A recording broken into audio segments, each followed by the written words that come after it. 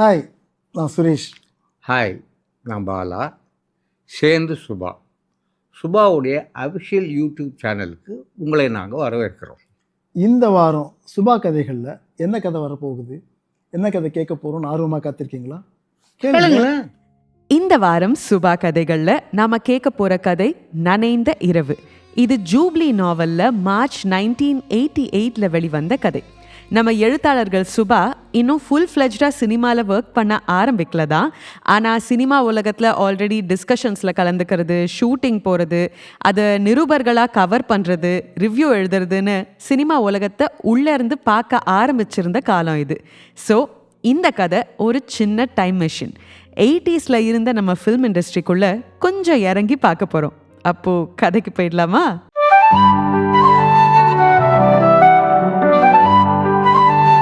சுபா கதைகள். Stories by writers Subha. நந்திவர்மனுக்கு 26 வயது. மீசையில் ஒரே ஒரு நரை. ராத்திரிகளில் தாமத தூக்கத்தினால் கண்களுக்கு கீழே கருப்பு பிறைகள். சற்றே சாயம் விலகிய பிரகாசமான பழைய சட்டை. 40 முறை தையல் கண்டுவிட்ட அதே பேண்ட். கையில் ஒரு சினிமாவில் 100வது நாள் விழாவில் கொடுத்த ஒரு தோல்பை. அதில் தயாராய் பேப்பர்கள், பேனாக்கள். நந்திவர்மன் ஒரு பத்திரிகை நிருபர் என்பதை உடனே புரிந்து கொண்டவர்களுக்கு ஒரு சபாஷ். நந்திவர்மன் இந்த வரியை எழுதும் போது சந்தோஷமாய் இல்லை. காரணம், அவன் எடிட்டர். இதெல்லாம் ஒரு ரிப்போர்ட் ஆயா?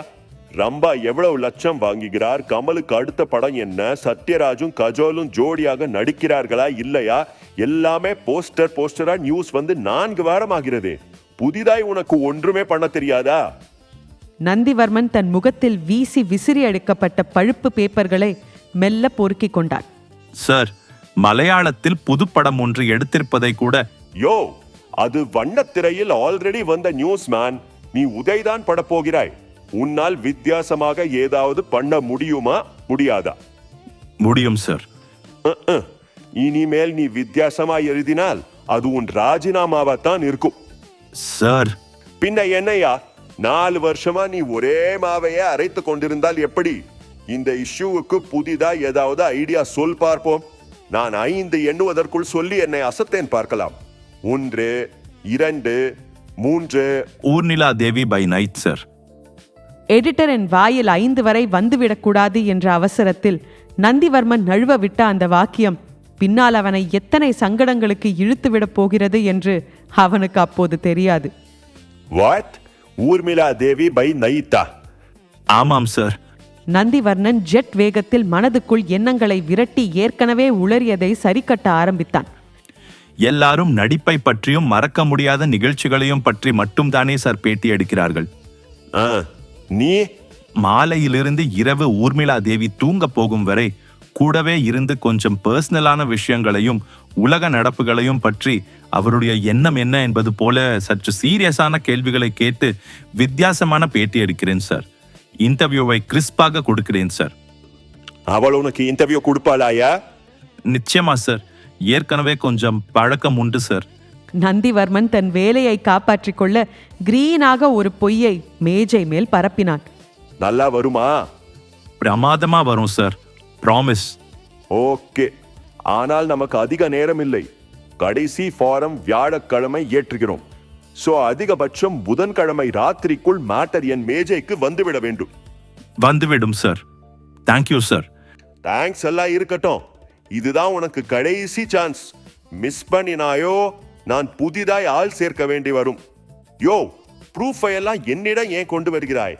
அந்த மொட்டை பையனிடம் கொண்டு போய் கொடு என்று உள்ளே நுழைய முயன்ற ஆளிடம் கத்தினார் எடிட்டர்.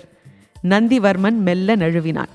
ஒரு கையில் ஆர்ட்ஃபுல் என்று அழைக்கப்படும் பேப்பர் வாலும் இன்னொரு கையில் டீ கோப்பையுமாக மேஜைக்கு மேஜை அலைந்து கொண்டிருந்தவனை தடுத்து நிறுத்தினான்.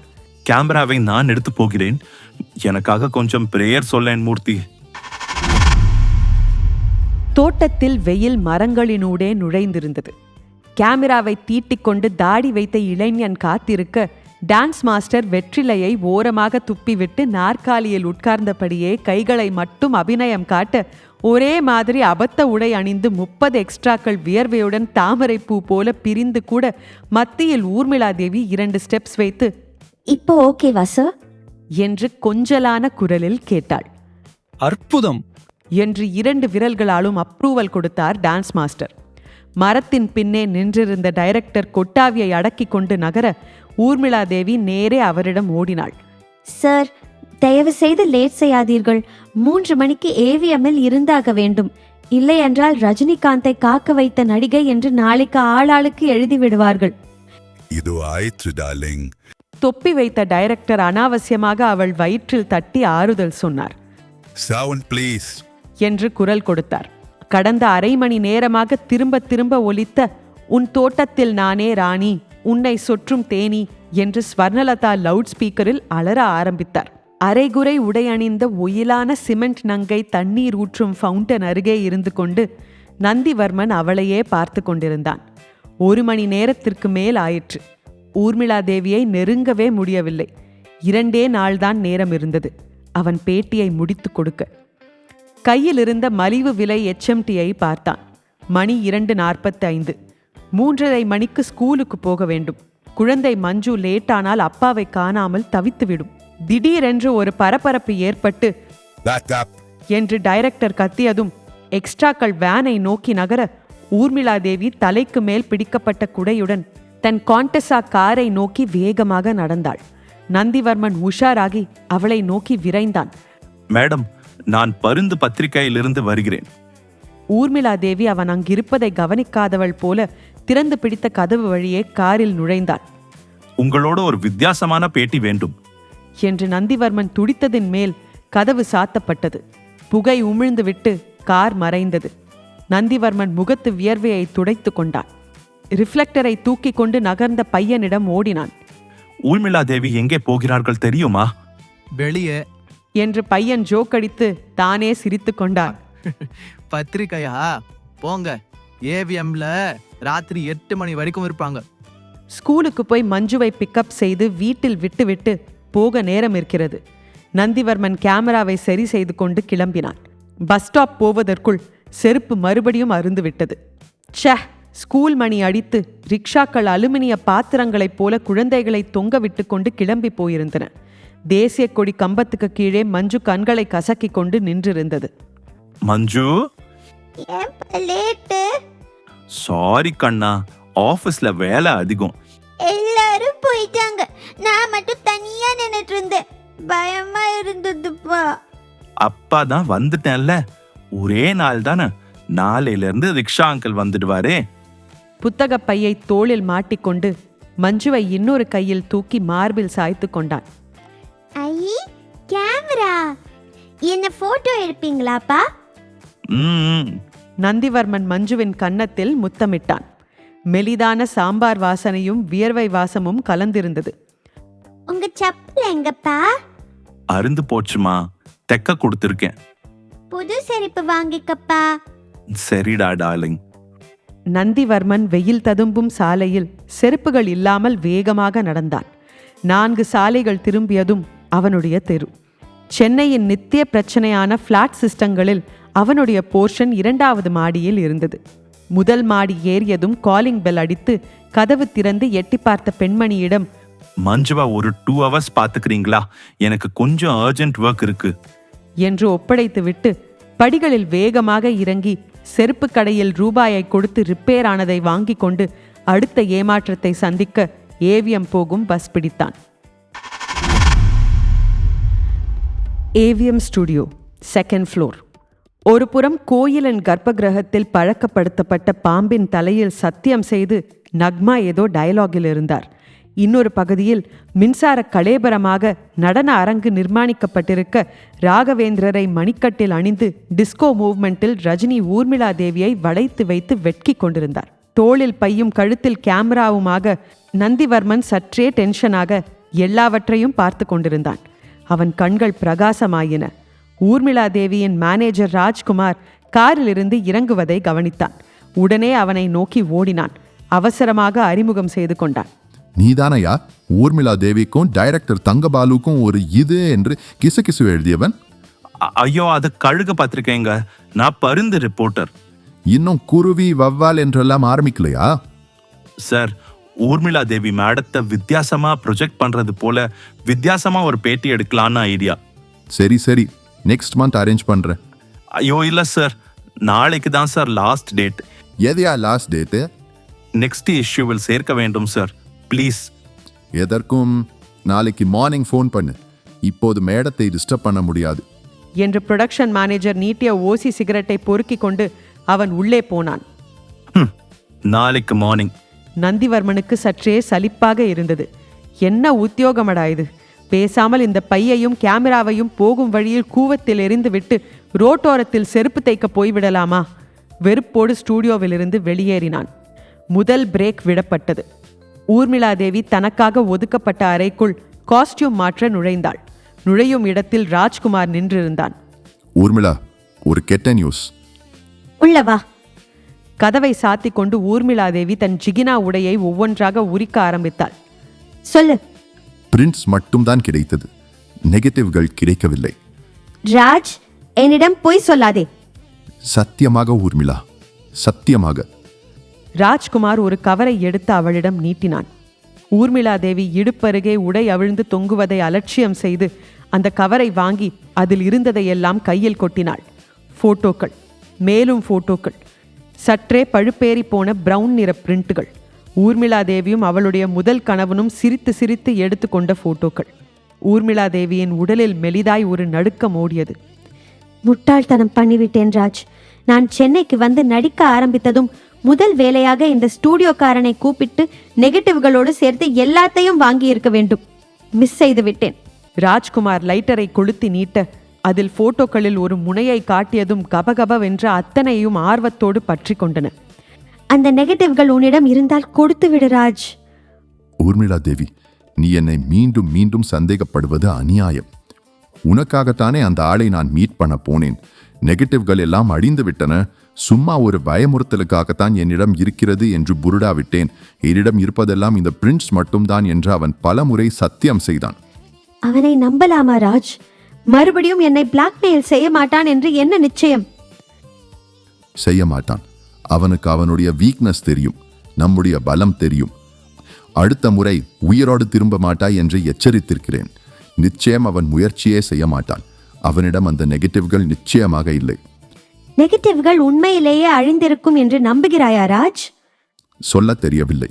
நிச்சயம் அவனால் இனி நமக்கு தொந்தரவு இருக்காது. ஆனால் ஆனால் பணத்துக்கு ஆசைப்பட்டு அவன் ஏற்கனவே அந்த நெகட்டிவ்களை வேறு யாரிடமாவது கொடுத்திருக்கலாம். My God! ஊர்மிளா தேவி போட்டோக்களின் கடைசி சதுர அங்குலங்களில் கையை விட அவை சாம்பலாக உதிர்ந்தன.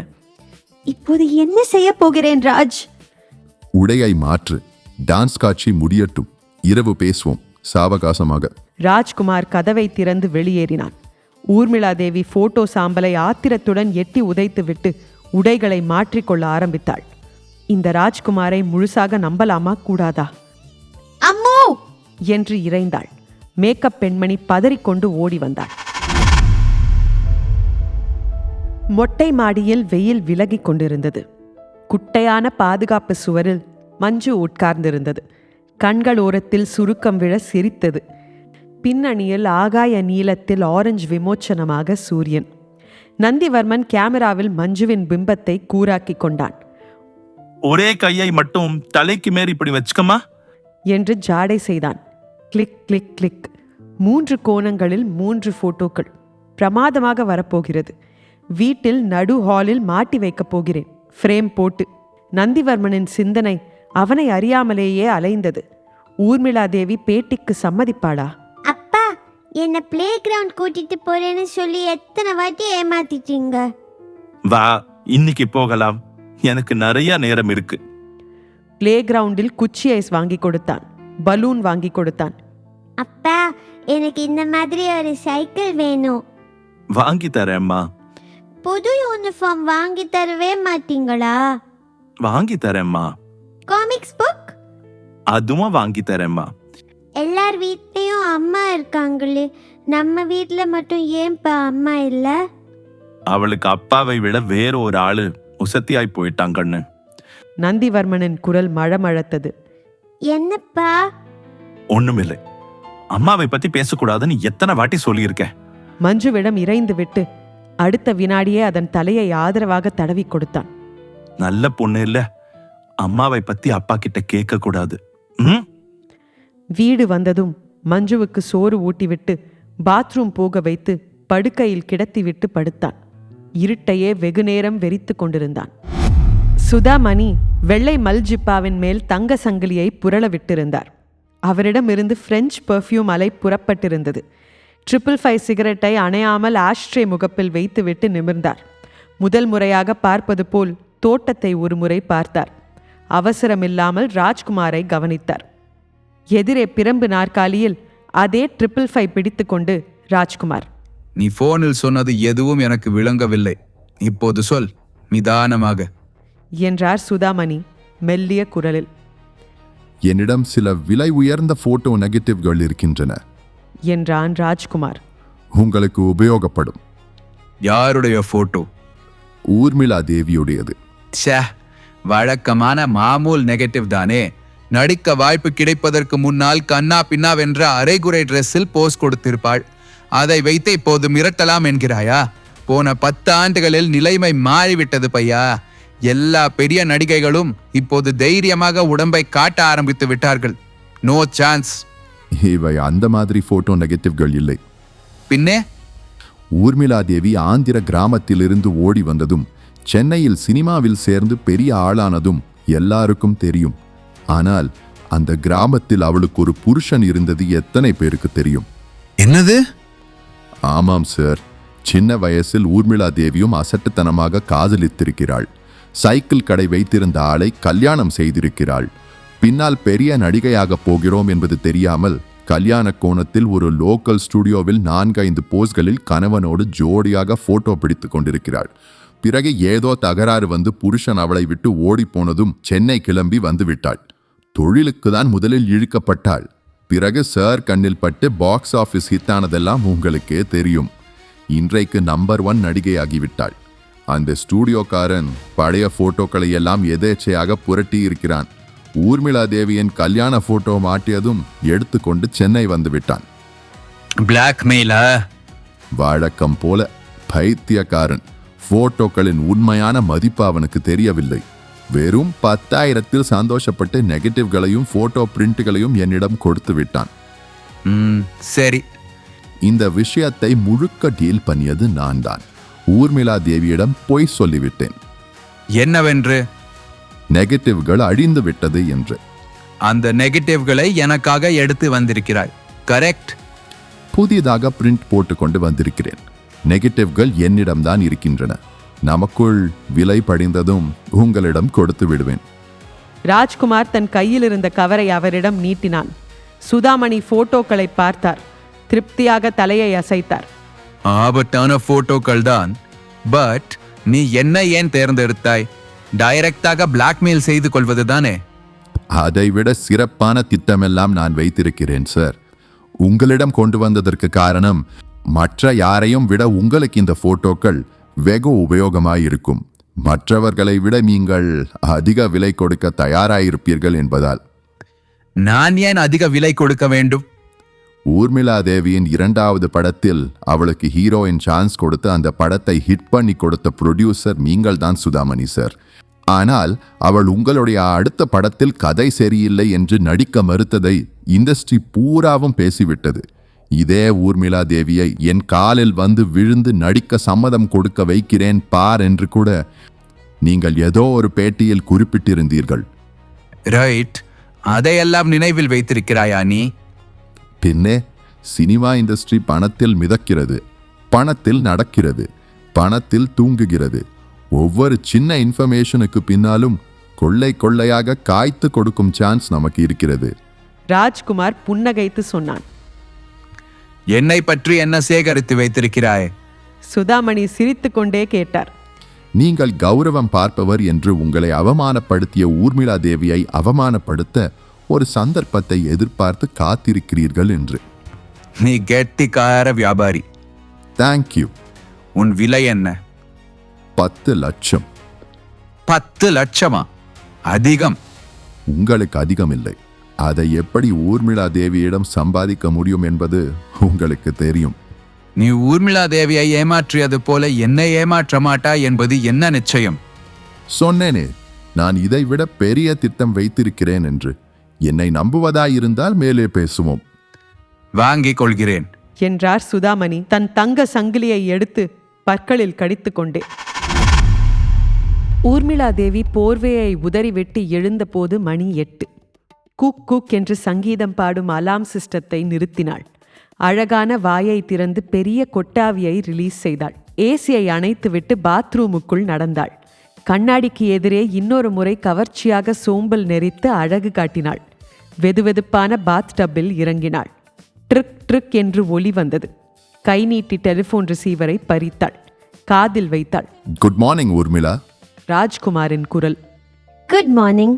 இன்று காலை 9:30 மணிக்கு ஏவிஎம்மில் நேற்றைய டான்ஸின் கண்டினியூவேஷன், கரெக்ட்? அதை ஞாபகப்படுத்த மட்டும் கூப்பிடவில்லை.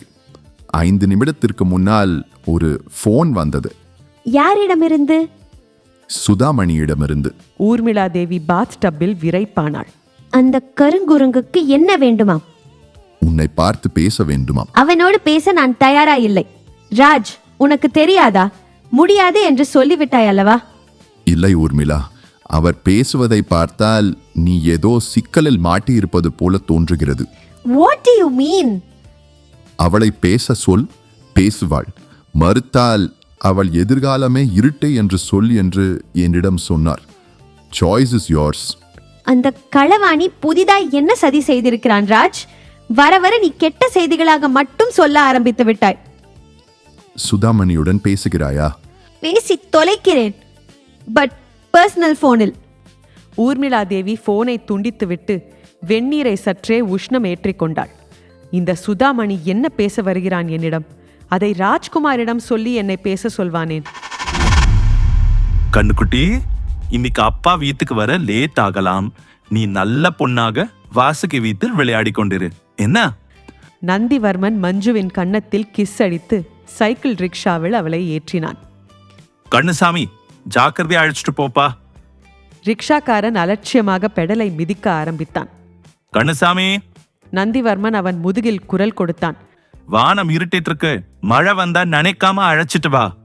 தெருமுனையில் ரிக்ஷா திரும்பும் வரை மஞ்சுவிற்கு கையாட்டி கொண்டிருந்து விட்டு தோளில் மாட்டிய கேமராவோடு பஸ் ஸ்டாப்பை நோக்கி நடந்தான். போகும் வழியில் டெலிபோன் பூத். ₹1 தயவில் ஊர்மிளா தேவியின் நம்பரை பிடித்த போது ராஜ்குமார் தான் பேசினான். சரி வாயா, ஒரு அரை மணி நேரம் ஒதுக்க சொல்கிறேன். ஈவினிங் 3 மணிக்கு வந்து விடு. ஆண்டவனே தேங்க்ஸ். ஊர்மிளா தேவியோடு என்ன பேச போகிறேன்? எந்தெந்த மாதிரி கேள்விகளை கேட்டால் அவளுக்குள் ஒளிந்திருக்கும் ரகசியங்கள் வெளிப்படும்? ரசிகர்களுக்கு தெரியாத இன்னொரு ஊர்மிளா தேவியை எப்படி கொண்டு வரலாம்? ஏதாவது பார்க்கில் போய் உட்கார்ந்து கேள்விகளை நறுக்காய் தயாரிப்பது என்று முடிவு செய்து மாம்பலம் போகும் பஸ்ஸில் ஏறினான் நந்திவர்மன். ஊர்மிளா தேவி ட்ரெஸ்ஸிங் டேபிளில் உட்கார்ந்தாள். கழுத்தை அண்ணாந்து காட்ட மேக்கப் அசிஸ்டன்ட் அவளுடைய தேமல் மறையும் வரை லோஷன் கோட்டிங் தேய்த்து கொண்டிருக்க டெலிபோனில் பேசினாள். என்ன சுதாமணி, என்னிடம் பேச வேண்டும் என்றீர்களாம்? சுதாமணி சார் என்ற மரியாதை கூட கிடையாதா இப்போது? உங்களுக்கு எதற்கு மரியாதை? என்னை ஏமாற்றி 3 வருஷத்துக்கு கான்ட்ராக்ட் போட்டு மற்ற கம்பெனிகளில் எனக்கு வந்த பணத்தில் 3/4 பங்கை ஒவ்வொரு தடவையும் சாப்பிட்ட உங்களுக்கு நான் மரியாதை தர வேண்டுமா? மேக்கப் அசிஸ்டன்ட் இப்போது ஊர்மிளா தேவியின் கூந்தலை பிரித்து உதறி சீப்பு போட்டு வாரி உருட்டி தலைக்கு உச்சியில் பந்தாக நிறுத்தி அதன் மீது அன்றைய ஷூட்டிங்குக்கான விக்கை அணிவித்தாள். நீ என்னை பேசியதை ஏசியதை எல்லாம் நான் மறக்க தயாராக இருக்கிறேன் ஊர்மிளா தேவி. மறந்து? என்னுடைய அடுத்த படம் ஆரம்பித்து அப்படியே நிற்கிறதே, அதில் உன்னை சேர்க்க வேண்டும் என்று இஷ்டப்படுகிறேன். டெலிபோனில் அநாகரிகமாக சிரிக்க வேண்டாமே என்று பார்க்கிறேன். நானாவது உங்கள் படத்தில் நடிப்பதாவது? ஊர்மிளா தேவி சீறினாள். பனகன்குடி என்ற ஒரு கிராமத்தை பற்றி கேள்விப்பட்டிருக்கிறாயா ஊர்மிளா தேவி? ஆந்திராவில் இருக்கிறது. அங்கே 5 வருஷங்களுக்கு முன்பு ஊர்மிளா தேவி என்ற ஒரு பெண். ஊர்மிளா தேவி விரைத்தாள். ஏசியை மீறி விரைவாக வியர்க்க ஆரம்பித்தது. சைகையால் அசிஸ்டண்டை வெளியே போ என்றாள். சுதாமணி சார், நீங்கள் என்ன சொல்கிறீர்கள்? சார் வந்துவிட்டது பார்த்தாயா? எல்லாம் பூர்வீக மகிமை. நாம் எப்போது சந்திக்கலாம் ஊர்மிளா தேவி? எதற்காக சந்திக்க வேண்டும் என்று சொல்லவில்லையே. பிசினஸ் பேசுவதற்காகத்தான். நீ என் படத்தில் நடிப்பதற்கான ஒப்பந்தத்தில் கையெழுத்து போடுவதை பற்றி பேசி முடிவெடுக்க. நான் நோ சொல்லிவிட்டால்? சொல்ல மாட்டாய். நான் உன்னிடம் காட்டப் போகும் விஷயம் அப்படி. என்னிடம் சில நெகட்டிவ்கள் இருக்கின்றன, உனக்கு ஆபத்தானவை. Sudhamani sir, come to the point. You come to my house. இரவு 9 மணிக்கு என் கெஸ்ட் ஹவுஸுக்கு வா. சுதாமணி எதிர்முனையில் தொடர்பை துண்டித்தார். அம்மோ! ஊர்மிளா தேவி ரிசீவரை மாட்டிவிட்டு இறைந்தாள். ராஜ்குமாரை வரச் சொல், உடனே. 40வது நொடி ராஜ்குமார் ஆஜராகி, என்ன ஊர்மிளா, எனி ப்ராப்ளம் என்றான். சுதாமணியிடமிருந்து போன் என்றாயே, விஷயம் விபரீதமாகிவிட்டது. கொடுத்த காரியத்தை நீ சுத்தமாக செய்யவில்லை. நீ எல்லாம் ஒரு மேனேஜர். கத்தாதே ஊர்மிளா தேவி, விஷயத்தை சொல். பணத்தை கொடுத்து நெகட்டிவ்களை வாங்கி வர சொன்னேன். நீ என்ன சொன்னாய்? நெகட்டிவ்கள் அழிந்து விட்டன என்று. ஆனால் அந்த நெகட்டிவ்கள் சுதாமணியின் கைகளில் மாட்டியிருக்கின்றன. மை குட்னஸ், என்ன செய்ய போகிறாய்? இன்றிரவு பார்க்க சொல்லியிருக்கிறான் அந்த கருங்குரங்கு. நெகட்டிவ்களுக்கு விலை சொன்னானா? அவன் டைரக்ட் செய்யும் டார்ஜான் படத்தில் நான் நடிக்க வேண்டுமாம். நடித்தேனோ அந்த டேட்டோடு என் மார்க்கெட் படுத்துவிடும். ஊர்மிளா தேவி நாற்காலியை உதைக்க அது குரங்கு போல குட்டிக்கரணம் அடித்தது. வேறு வழியில் அந்த நெகட்டிவ்களை அவனிடமிருந்து பறிக்க முடியாதா ஊர்மிளா தேவி? யாரையாவது கொள்ளையடித்து வர சொல்லலாம் என்கிறாயா? அவசரப்படாதே என்கிறேன். நான் யோசித்து மத்தியானத்திற்குள் சொல்கிறேன். ஷூட்டிங்குக்கு கிளம்பி போது. ராஜ், எனக்கு பயமாயிருக்கிறது. பயப்படாதே, நான் எதற்கிருக்கிறேன். ஸ்டூடியோவுக்கு இதே போல போகாதே. முகத்தை பார்த்தால் பிரசவ வார்டிலிருந்து தப்பித்து வந்தவளைப் போல இருக்கிறது. நந்திவர்மன் கேள்விகளை இன்னொரு முறை படித்து பார்த்தான். பிரமாதம். ஊர்மிளா தேவியை குடைந்து குடைந்து விஷயங்களை வெளியே கொண்டு வரக்கூடிய தைரியமான கேள்விகள். பசித்தது. ஹோட்டலில் கொடுத்ததை தின்றுவிட்டு வடபழனிக்கு பஸ் ஏறிவிட்டான். இருட்டு கொண்டிருந்த வானம் திடீரென்று குமுறியது. திராட்சை பழங்களை அவிழ்த்து விட்டது போல பெரிய பெரிய மழைத்துளிகள் விழ ஆரம்பித்தன. ஏவிஎம் ஸ்டூடியோவில் இறங்கி பஸ் ஸ்டாப் கூரைக்கு ஓடுவதற்குள் நந்திவர்மன் நனைந்து விட்டான். தோளில் தொங்கிய கேமராவை மழையிலிருந்து பாதுகாத்து தோள் பையால் மறைத்து கொண்டு ஸ்டூடியோவில் அவன் நுழைந்த சமயம் எதிரே காண்டஸா கார் சீறி கடந்தது. காரின் பின் சீட்டில் ஊர்மிளா தேவி தெரிந்தாள். நந்திவர்மன் அவசரமாக தன் வாட்சில் பார்த்தான். 3 மணிக்கு வர சொல்லிவிட்டு இன்னும் 10 நிமிடங்கள் இருக்கும் போதே இப்படி புறப்பட்டு போய்விட்டாளே. அடுத்ததாய் வந்த அம்பாசிடர் காரில் முன் சீட்டிலேயே ராஜ்குமார் தெரிந்தான். நந்திவர்மன் உஷாராகி கையை வேகமாக அசைத்து அசைத்து காட்டினான். கார் நிற்காமல் 20 அடி தள்ளி சரக்கென்று பிரேக் அடித்தது. ஜன்னலுக்கு வெளியே எட்டி பார்த்த ராஜ்குமார் வா என்று சைகை காட்டினான். நந்திவர்மன் ஓடினான்.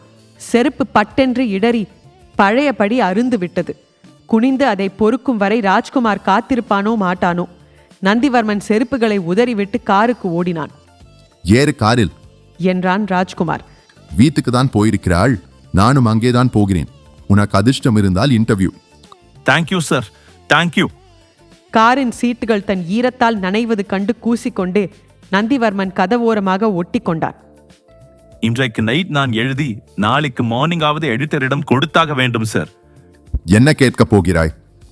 நந்திவர்மன் விரல்களை துடைத்து கொண்டு தோல் பையிலிருந்து கேள்விகளை குறித்து வைத்த தாளை எடுத்து நீட்டினான். ராஜ்குமாரின் முகத்தில் ஏளனம் விலகி மெல்ல மெல்ல ஆச்சரியம் படர்ந்தது. படித்து முடித்ததும் நந்திவர்மனின் தொடையில் தட்டினான். நிச்சயம் வித்தியாசமான இன்டர்வியூவாகத்தான் இருக்க போகிறது. Thank you sir. வித்தியாசமாக இருக்க வேண்டும் என்பதற்காக இரவு 7 to 11 மணி வரை கேள்விகளை வெவ்வேறு நேரங்களுக்காக ஒதுக்கி அமைத்துக் கொண்டிருக்கிறேன். Good idea. உனக்கு பையன் ஒருத்தன் இருக்கிறான் இல்லையா? மகள் சார். பெண்ணா? சொல்லவே இல்லையே நீ. எந்த காலேஜ்? School sir. 2வது படிக்கிறாள். பேபி தானா? கார் இரும்பு கேட்டில் சல்யூட் வாங்கி கொண்டு போர்டிகோவில் போய் நின்றது. ஊர்மிளா தேவியின் செல்ல நாய்கள் ஒன்றுடன் ஒன்று குறைத்து வரவேற்றன. ஹாலிலேயே காத்திரு, நான் ஊர்மிளா தேவியின் பெர்மிஷனை வாங்கி வந்து விடுகிறேன். ராஜ்குமார் மாடி ஏறி போனான். நந்திவர்மன் ஹாலை பார்வையால் துழாவினான். கேமராவில் ஷீல்டுகள் அடித்து வைத்த அலமாரியை கிளிக் செய்தான். மிஸ்டர் நந்திவர்மன்? மாடியிலிருந்து ஊர்மிளா தேவியின் குரல். நந்திவர்மன் எழுந்து அமர்ந்தான். இன்றைக்கு நான் எந்த இன்டர்வியூவும் தருவதாக இல்லை. அது எத்தனை வித்தியாசமானதாக இருந்தாலும் please come next week. Madam please, இன்றைக்குள் நான் எழுதி கொடுத்தாக வேண்டும். I don't care. Urmila Devi சட்டென்று திரும்பி போய்விட ராஜ்குமார் படிகளில் இறங்கி வந்தான். சாரி, இன்றைக்கு மூடு சரியில்லை. நீ இன்னும் 4-5 நாட்கள் கழித்து வாயேன், நான் அரேஞ்ச் பண்ணி தருகிறேன். இன்றைக்கு எப்படியாவது சார். சார், நோ சான்ஸ், எனக்கும் வேலை இருக்கிறது. சாரி. நந்திவர்மன் கோபத்துடன் எழுந்தான். வெளியேறினான். நடந்தான். வேலை போகப் போகிறது. நாளையிலிருந்து நான் நடுத்தெருவில் நிற்கப் போகிறேன். அதோ அந்த பிச்சைக்காரனைப் போல கிழிந்த சட்டையுடன் மஞ்சுவையும் மழையில் நனைய விட்டு தெரு தெருவாக பிச்சை எடுக்கப் போகிறேன். எடிட்டராக வெளியே துரத்துவதற்கு முன்னால் காலில் விழுந்து இன்னொரு சான்ஸ் கேட்டால் என்ன? அவனுக்காகவே மழையிலும் டெலிஃபோன் பூத் திறந்து மாற்றுத்திறனாளி ஒருவர் வாடிக்கையாளருக்காக காத்திருந்தார். முதல் ரிங்கிலேயே எடிட்டர் எடுத்து விட்டார். நந்திவர்மன் பேசுகிறேன் சார். ஊர்மிளா தேவியை. அவனுக்கு தொண்டை அடைத்தது. எவ்வளவு தூரத்தில் இருக்கிறது ஐயா இன்டர்வியூ? நான் உன்னை நம்பி அட்டையிலேயே போட்டு விட்டேன். ஊர்மிளா தேவியுடன் ஒரு இரவு சந்திப்பு என்று. எடிட்டரின் குரல் உற்சாகமாக வந்தது. சார், எப்படி ஒழுங்காக பதில் சொல்கிறாளா? உனக்கு இன்றிரவு வரைதான் டைம் கொடுத்திருந்தேன். போனால் போகிறது. நாளைக்கு காலை 8 மணிக்குள் மேட்டரின் மேஜையில் இருந்தாக வேண்டும். ஓகே? அதில்லை சார். அதற்கு மேல் ஒரு நிமிஷம் கூட டைம் கிடையாது. எடிட்டர் மறுமுனையில் தொடர்பையே துண்டித்து விட்டார். நந்திவர்மன் ஸ்லோ மோஷனில் ரிசீவரை டெலிஃபோனுக்கு திருப்பினான். திரும்ப முடியாத மூலைக்கு துரத்தப்பட்டவன் போல உணர்ந்தான். உன்னை நம்பி அட்டையிலேயே போட்டு விட்டேன். மறுபடியும் ஊர்மிளா தேவியின் வீட்டில் போய் சான்ஸ் கேட்பது தவிர வேறு வழியே இல்லை. ஊர்மிளா தேவி எந்த ஷூட்டிங்கில் கலந்து கொள்கிறார்கள் என்றாவது சொல்லுங்கள். மேனேஜர் சார், நான் தள்ளி நின்று ஜஸ்ட் ஒரு ரிப்போர்ட் எழுதி கொள்கிறேன். நந்திவர்மன் ஈர உடையோடு கெஞ்சினான். மழையில் ஏதையா shooting? All cancelled. Urmila Devi வீட்டிலேயே ரெஸ்ட் எடுக்க தான் போகிறாள். ஆனால் உன்னை பார்க்க தயாராயில்லை. சும்மா சும்மா வந்து தொந்தரவு பண்ணாதே, போயா. ராஜ்குமார் இந்த முறை நந்திவர்மனை கேட் வரை கொண்டு விட்டான். நந்திவர்மன் மழையில் நடந்த போது ஊர்மிளா தேவியை எப்படி பழி வாங்குவது என்று தீர்மானித்து விட்டான். சென்னையின் அதிசய மழை இரவும் தொடர்ந்தது. எக்ஸ்பிரஸ் வேகத்தில் காற்று சீறி சீறி சுழன்றது. மூடிய ஜன்னல்களுக்குள்ளே ஊர்மிளா தேவி சாய்வு நாற்காலியில் உட்கார்ந்து ஆடிக்கொண்டிருந்தாள். எதிரே விரல் உயர கண்ணாடி டம்ளரில் வைனை ஊற்றிக்கொண்டு ராஜ்குமார். என்ன முடிவு செய்தாய் ஊர்மிளா தேவி? அந்த ஆளிடம் நான் மறுபடியும் மாட்ட விரும்பவில்லை ராஜ். ஆனால் யோசி, நீ இப்போது பீக்கில் இருக்கிறாய். கல்யாண போட்டோவெல்லாம் வந்து உன் பெயர் அடிபட்டால் உன் இமேஜ் என்ன ஆகும்? ராஜ்குமார் ஒரு சிப் உறிஞ்சி கொண்டான். அதற்காக அந்த குரங்கிடம் நான் பணிய போவதில்லை. என்னிடம் ஒரு ரிவால்வர் இருப்பதை மறந்து விட்டாயா ராஜ்? ஊர்மிளா, உன்னிடம் அதற்கு லைசன்ஸ் கூட கிடையாது. பதறாதே, பயமுறுத்த போகிறேன். துப்பாக்கி முனையிலேயே அந்த நெகட்டிவ்களை வாங்கி வருகிறேன் பார். சுதாமணி ஒரு யமன், மறந்து விடாதே. அவனுக்கு நான் யமன். என்னிடம் விட்டு விடு ராஜ். ஊர்மிளா தேவி கடிகாரத்தை பார்த்தாள். மணி 8. ராஜ், என் காரை எடுத்து போக வேண்டாம் என்று பார்க்கிறேன். No problem. என் காரில் பின் சீட்டில் ஏறிக்கொள் ஊர்மிளா. என் வீட்டில் நான் இறங்கிக் கொள்கிறேன். நீ என் காரை எடுத்து போ. ராஜ்குமார் ஊர்மிளா தேவியை நெருங்கினான். நீ இன்றைக்கு ரொம்ப அழகாயிருக்கிறாய் ஊர்மி என்றான். அவள் கன்னத்தில் விரல்களை வைத்ததும் ஊர்மிளா தேவி விலகிக் கொண்டு நகர்ந்தாள். நோ ராஜ், நான் ஏற்கனவே பல முறை சொல்லிவிட்டேன். நீ ஜஸ்ட் மேனேஜர். அதற்கு மேல் என்னிடம் உரிமை எடுத்து பார்க்க முயற்சி செய்யாதே. Shall we start? ஓகே என்று சொன்னபோது ராஜ்குமாரின் முகத்தில் மிக லேசான ஏளன புன்னகை இருந்தது. நீயே என் மீது விழுந்து காதலிக்கப் போகிறாய் கண்மணி என்று மனதுக்குள் சொல்லிக் கொண்டான். நந்திவர்மனை சுற்றிலும் பல்வேறு பத்திரிகைகள் இறைந்து கடந்தன. அத்தனையும் சினிமா பத்திரிகைகள். அட்டையிலோ கிசுகிசுவிலோ துணுக்கிலோ ஊர்மிளாவை தாங்கியிருந்த பத்திரிகைகளை புரட்டி புரட்டி நந்திவர்மன் தன் ரிப்போர்ட்டை எழுத ஆரம்பித்தான். மணி இரவு 10. வெளியே இன்னும் மழை. கண்ணாடி ஜன்னல்களில் மோதி வழியும் மழையை ரசித்து ஒரு குழந்தையின் குதூகலத்துடன் ஊர்மிளாதேவி மஞ்சள் சாரியின் வெல்வெட் ஜரிகையை திருகிக் கொண்டே அடுத்த கேள்வி என்கிறார். நீங்கள் சினிமாவை தவிர வெளியே காதலித்ததுண்டா? சற்றே வெட்கத்தோடு சிரிக்கிறார். நிறைய. என் 12வது வயதில் இதே போல ஒரு மழை நாள். ஸ்கூலில் இருந்து திரும்பும் வழியில் நான் சொட்ட சொட்ட நனைந்து விட்டேன். மரத்தடியில் ஒதுங்கிய போது என் அருகே ஒரு சைக்கிள் வந்து நின்றது. சைக்கிளில் என் கிளாஸ் மாஸ்டர் தன் டேர்லின் சட்டையை கழற்றி என் தலைக்கு மேல் பிடித்தார். அவரைத்தான் முதலில் காதலித்தேன். அப்புறம் என் 15வது வயதில் நந்திவர்மன் தன் கற்பனையை தீட்டிக் கொண்டு தொடர்ந்தான். பேட்டி வெளியானதும் ஊர்மிளாதேவி சண்டைக்கு வரலாம். வரட்டும். மஞ்சு படுக்கையில் தலையணையை கட்டிக்கொண்டு தூக்கத்தில் எதற்கோ சிரித்தது. அவள் மீது பசியுடன் வந்து உட்கார்ந்த கொசுக்களை நந்திவர்மன் விரட்டிவிட்டு மேலே எழுதினான். ஊர்மிளாதேவி மழையின் ஆக்ரோஷ சீரலில் காரை நிதானமாக செலுத்தினாள். வைப்பர்கள் விடாமல் வேலை செய்தன. தேய்ந்து போன போக்குவரத்து, மெலிந்த வெளிச்சத்துடன் தெருவிளக்குகள். சுதாமணியை எப்படி கையாள வேண்டும் என்பது பற்றியே சிந்தனை சுழன்று கொண்டிருந்தது. ரிவால்வரை பார்த்ததும் எப்படி அலறப்போகிறான்? தனக்குள் சிரித்து கொண்டாள். காரை கடற்கரை சாலையிலிருந்து விலக்கினாள். கார் இப்போது சுருங்கிய தெருக்கள் வழியே பயணித்தது. தெருக்களில் தண்ணீர் நிரம்பியிருந்தது. குப்பைகள் குப்பைகள் குப்பைகள்.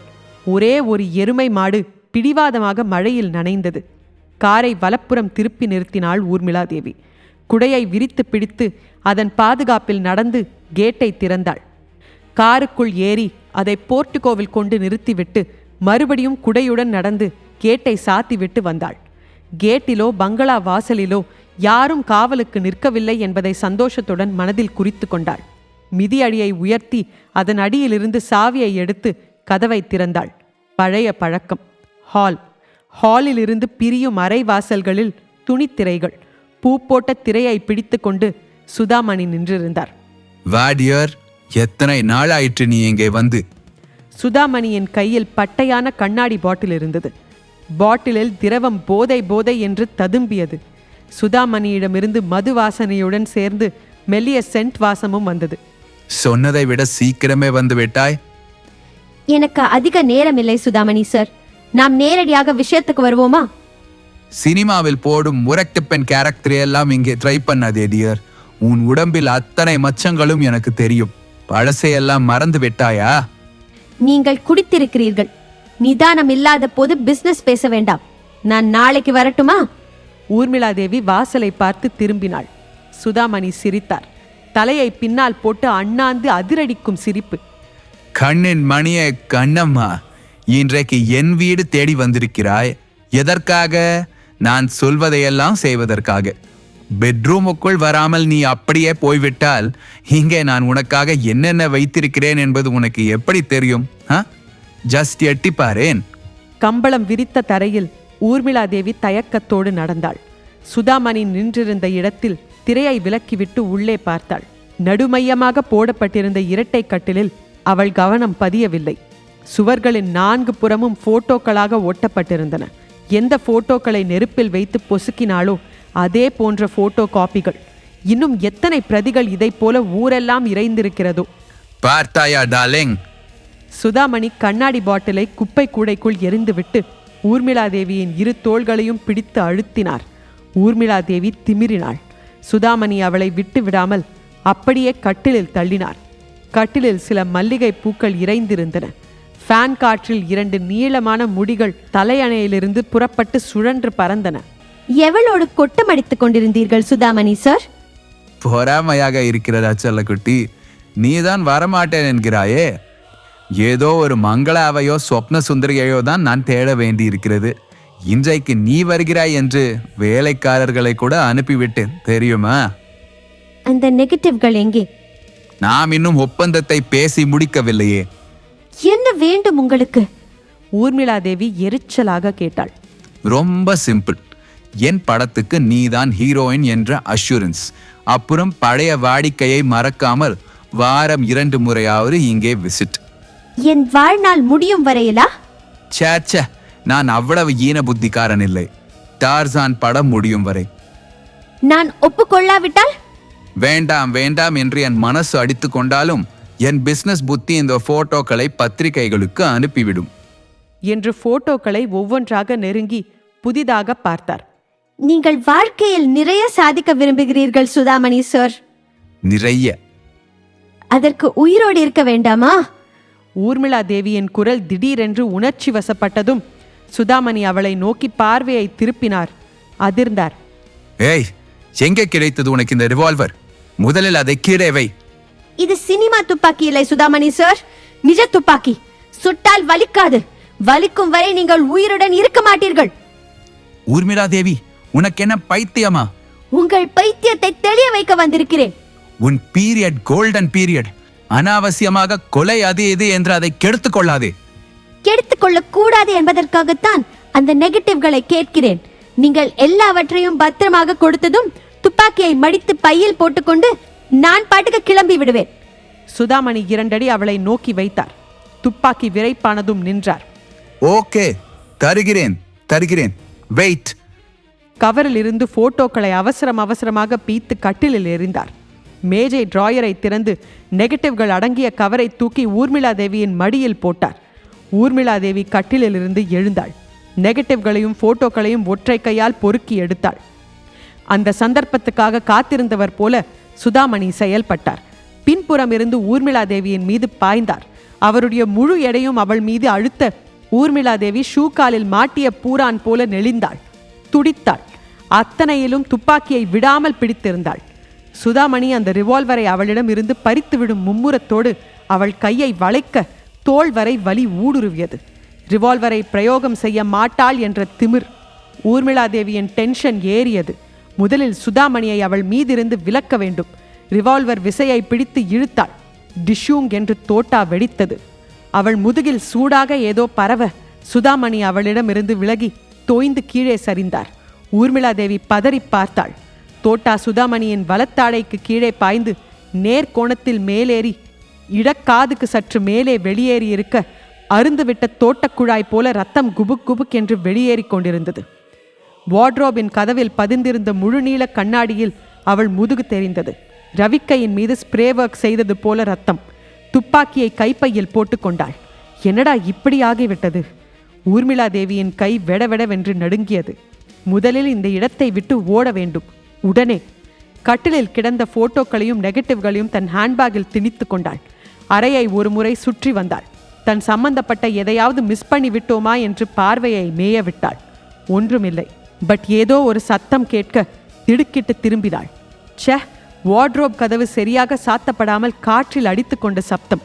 அழுத்தி சாத்திவிட்டு விளக்குகளை அணைத்துவிட்டு இரத்தக்கரையை புடவையால் மூடிக்கொண்டு அவசரமாக வெளியேறினாள். வெளியே மழை இன்னும் வலுத்திருந்தது. குடையை பற்றி கவலைப்படாமல் கேட்டுக்கு ஓடினாள். திறந்து வைத்துவிட்டு காருக்கு ஓடினாள். காரை வெளியே எடுத்து கேட்டை மறுபடியும் தாழிட்டு காரில் மறுபடி பாய்ந்த போது உடம்பு ஊதப்பட்ட தாழ்முனை போல நடுங்கியது. குளிராளா பயத்தாளா என்று தெரியவில்லை.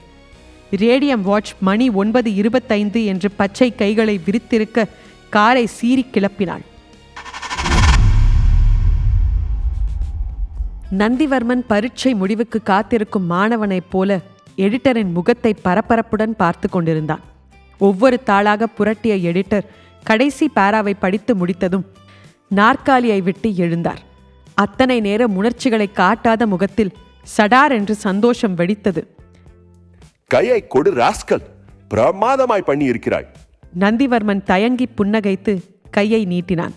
எடிட்டர் குலுக்கிய போது அதில் அழுத்தம் இருந்தது, நட்பு இருந்தது. இதை 2 இஷ்யூக்களுக்கு பிரித்து போட போகிறேன். அப்போதுதான் பரபரப்பு அதிகமாகும். டேய், இவ்வளவு சாமர்த்தியத்தை இத்தனை நாள் எங்கே ஒளித்து வைத்திருந்தாய்? ஆண்கள் எனக்கு புதிதல்ல. என் 12வது வயதிலிருந்தே பல்வேறு ஆண்களை சந்தித்து விட்டேன். ஆனால் வேறு எங்கும் சினிமா ஆண்களை போன்று துரோகிகளை பார்த்ததில்லை. இப்படியேவா சொன்னால்? ஆமாம் சார், கொஞ்சம் கொஞ்சம் வார்த்தைகளை அழகாக மாற்றி இருக்கிறேன். மற்றபடி சொன்னதெல்லாம் அவள்தான் சார். எனக்கு ஒரு பயம். என்னடா? இவ்வளவு ஓப்பனாக ஏதோ உணர்ச்சி வேகத்தில் பேட்டி கொடுத்து விட்டாள். சப்போஸ் நாளைக்கு நான் அப்படியெல்லாம் பேசவே இல்லை, அந்த நிருபரை சந்திக்கவே இல்லை என்று அடம் பிடித்தால்? நந்திவர்மன் அவர் முகத்தை ஆர்வத்தோடு பார்த்தான். போட்டோ எதற்கு இருக்கிறது? அங்கேதான் சார் ஒரு சின்ன தகராறு. போட்டோ எடுக்க கூடாது என்று முதலிலேயே கேமராவை வாங்கி வைத்து விட்டாள். அடப்பாவி! எடிட்டர் சற்று யோசித்தார். தனக்குள் ஏதோ முணுமுணுத்தார். Okay, don't worry. இருக்கும் போட்டோவை வைத்து எப்படியாவது ஒப்பேற்றி விடலாம். நந்திவர்மன் முகத்தில் நிதானமாக மலர்ச்சி வந்தது. Thank you sir. போ, இன்று முழுவதும் ஓய்வெடுத்துக்கொள். உன் மகளுடன் விளையாடு. You have done a great job. மூர்த்தியை உள்ளே அனுப்பிவிட்டு நீ போ. எடிட்டரின் முகத்தில் நிச்சயமான பிரகாசம் இருந்தது. நந்திவர்மன் பதற்றத்தை அடக்கிக் கொண்டு மெல்ல வெளியேறினான். ஊர்மிளாதேவி கனவில் இருந்தாள். சுதாமணி அவளை துரத்தினார். சவுக்கு தோப்புகளில் இருட்டில் அவள் புடவையை பற்றி இழுத்தார். அவள் அணிந்திருந்த தங்கச்சங்கலி, வைரப்பதக்கம், முத்து வளையல்கள் எல்லாவற்றையும் ஆவேசத்துடன் கழற்றி கொண்டார். அவள் பிளவுஸுக்குள் மறைத்து வைத்த பணபீரோ சாவியை பற்றி இழுத்து கொண்டார்.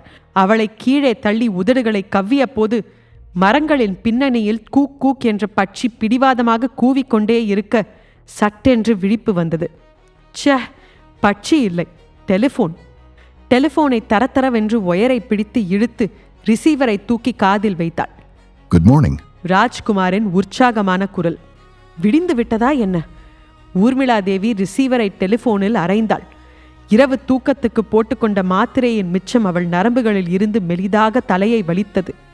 டெலிவிஷனை ஆன் செய்தது போல முந்தின இரவின் சம்பவங்கள் பளிச் பளிச்சென்று முன் நாட்டியமாடின. சுதாமணியை யாராவது இந்நேரம் கண்டுபிடித்திருப்பார்களா? டெலிஃபோன் மறுபடியும் கூப்பிட்டது. ஆத்திரத்துடன் எடுத்தாள். மேலே நான் வரலாமா ஊர்மிளா? ராஜ்குமார். வா. இப்போது ராஜ்குமார் கேட்பானே, என்ன சொல்ல போகிறேன்? நெகட்டிவ்களை பிடுங்கிக் கொண்டு ஓடி வந்து விட்டேன் என்று மட்டுமா, இல்லை உண்மை முழுவதையுமா? அவனுடைய உதவி தேவையாயிருக்கும். கதவை தட்டிவிட்டு ராஜ்குமார் நுழைந்தான். சஃபாரி அணிந்து அதிகாலை ஷேவிங்கின் மழமழப்பு மாறாமல் புது புன்னகையுடன் நின்றாள். ஊர்மிளாதேவி சட்டென்று எழுந்தாள். அவனிடம் ஓடினாள். மார்பில் சாய்ந்து அவனை அணைத்து கொண்டாள். ஏய், என்ன இது? ராஜ்குமார் அவளுடைய முதுகு பரப்பை மெல்ல வருடி கொடுத்தான். குடித்தாயா என்ன? வாசனை அடிக்கிறது. கொஞ்சம். ஊர்மிளாதேவி அவன் கழுத்தில் உதடுகளை தேய்த்து சொன்னாள். ராஜ், நான் ஒரு தப்பு பண்ணிவிட்டேன். சுதாமணியை பார்த்தாயா இல்லையா? ஊர்மிளாதேவி பதில் சொல்லாமல் அவன் மார்பில் குலுங்க ஆரம்பித்தாள். ஏய், அழுகிறாயா?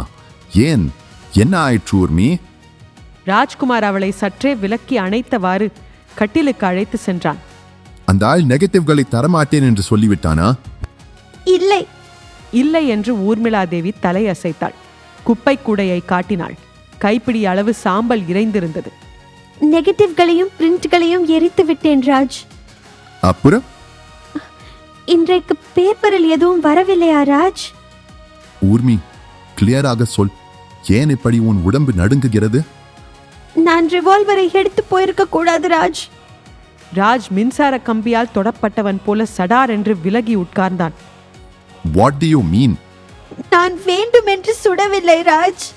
ஊர்மிளாதேவி தேம்பிக் கொண்டே பேச ஆரம்பித்தாள். அவள் பேசி முடித்த போது நிறைய வியர்த்திருந்தாள். இதோ பார், நீ அங்கே போனதையோ வந்ததையோ யாரும் நல்ல வேளை பார்க்கவில்லை. Just keep quiet. மற்றதை நான் பார்த்துக் கொள்கிறேன். ராஜ்குமாரின் குரலில் உறுதி இருந்தது. இன்ஸ்பெக்டர் பால்ராஜ் டெலிஃபோனை நிராகரித்தார். சிகரெட்டின் கடைசி சென்டிமீட்டர் சாம்பலாகும் வரை இழுத்தார்.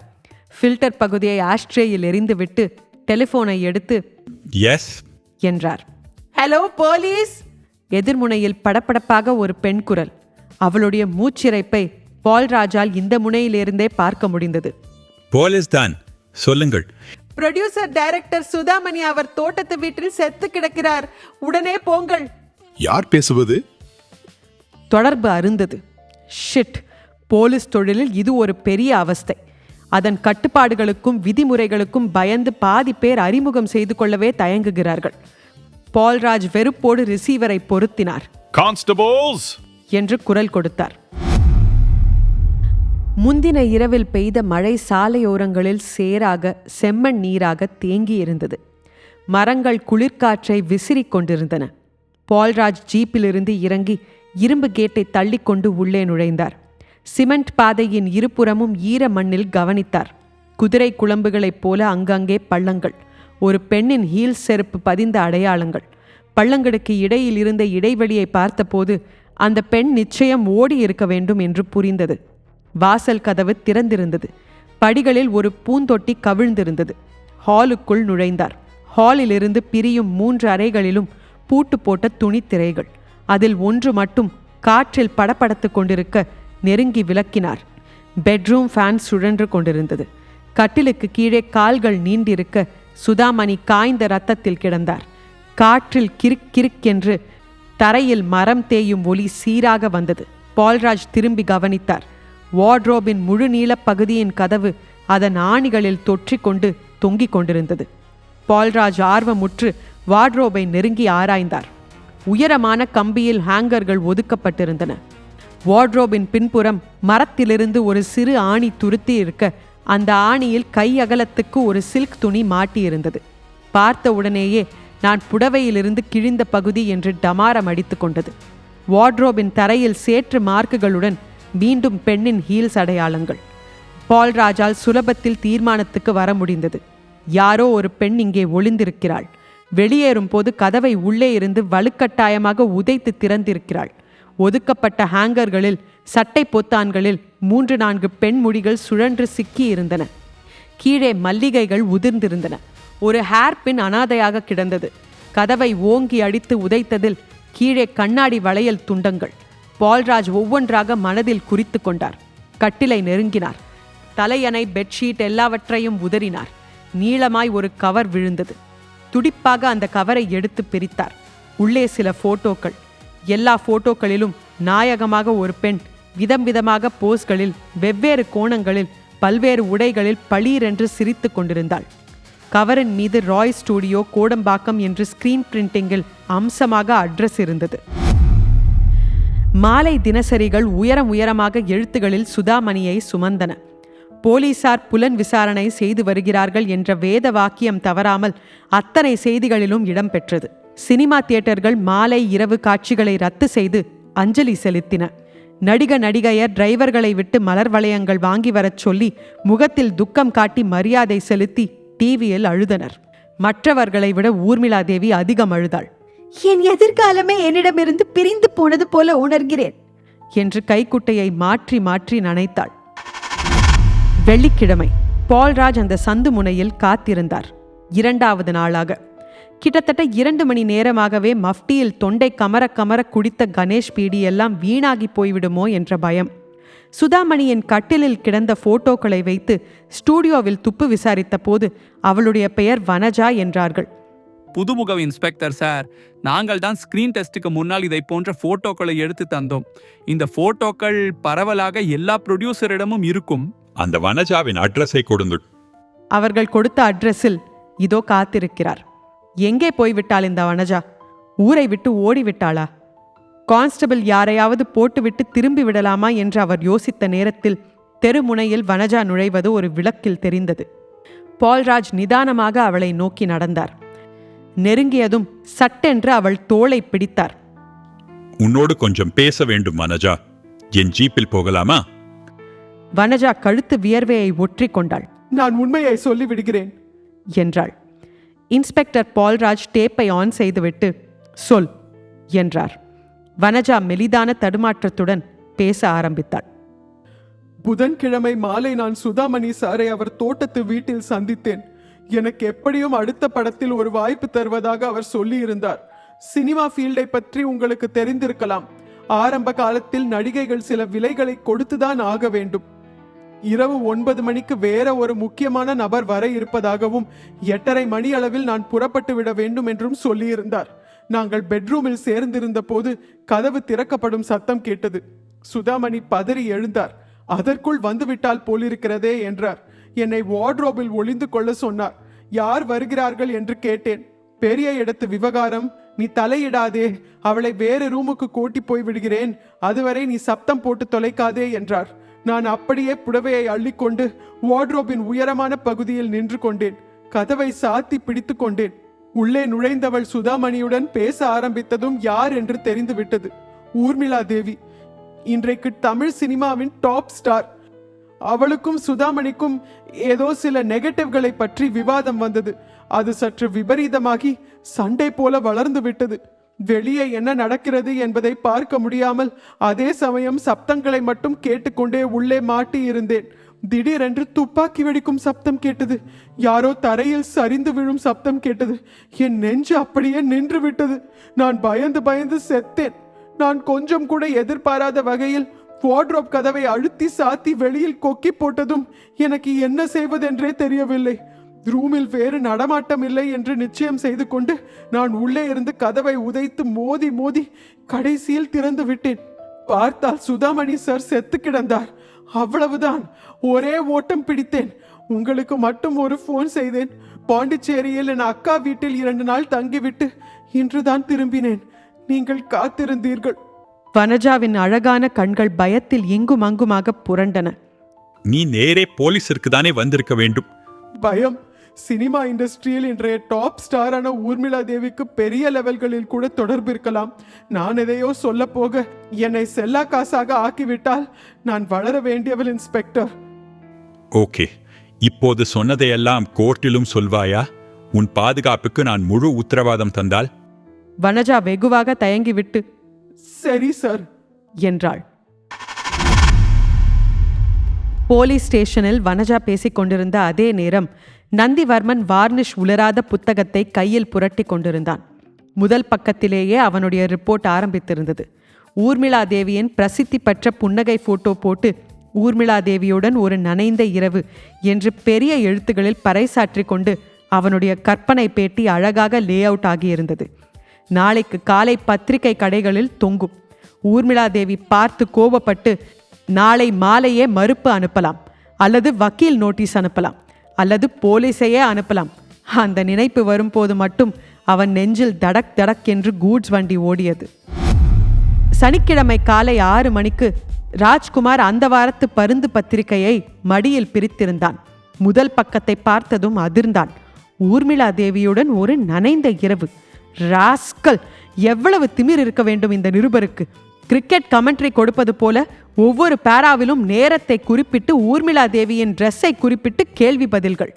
ஊர்மிளா தேவியின் மேனேஜர் என்ற முறையில் அவளை பற்றி எந்த பத்திரிகையில் செய்தி வந்தாலும் குறித்து கொடுக்க வேண்டியது அவன் வேலைகளில் ஒன்று. ஆனால் இந்த பேட்டியை பார்த்ததும் ஊர்மிளா தேவி எப்படி துள்ளி குதிப்பாள்! உடனே அவளை பார்க்க வேண்டும் என்று முடிவு செய்தான். பருந்து பிரதியை அள்ளிக்கொண்டு அம்பாசிடரில் பாய்ந்தான்.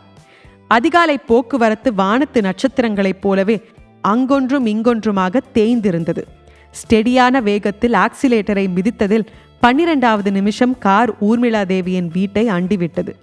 கேட் திறந்து கிடக்க ஆரம்ப தோட்டத்தில் ஒரு போலீஸ் ஜீப் அழுக்காக நின்றிருந்ததை பார்த்ததும் ராஜ்குமார் அதிர்ந்தான். காரை நிறுத்திவிட்டு வேகமாக இறங்கி உள்ளே ஓடினான்.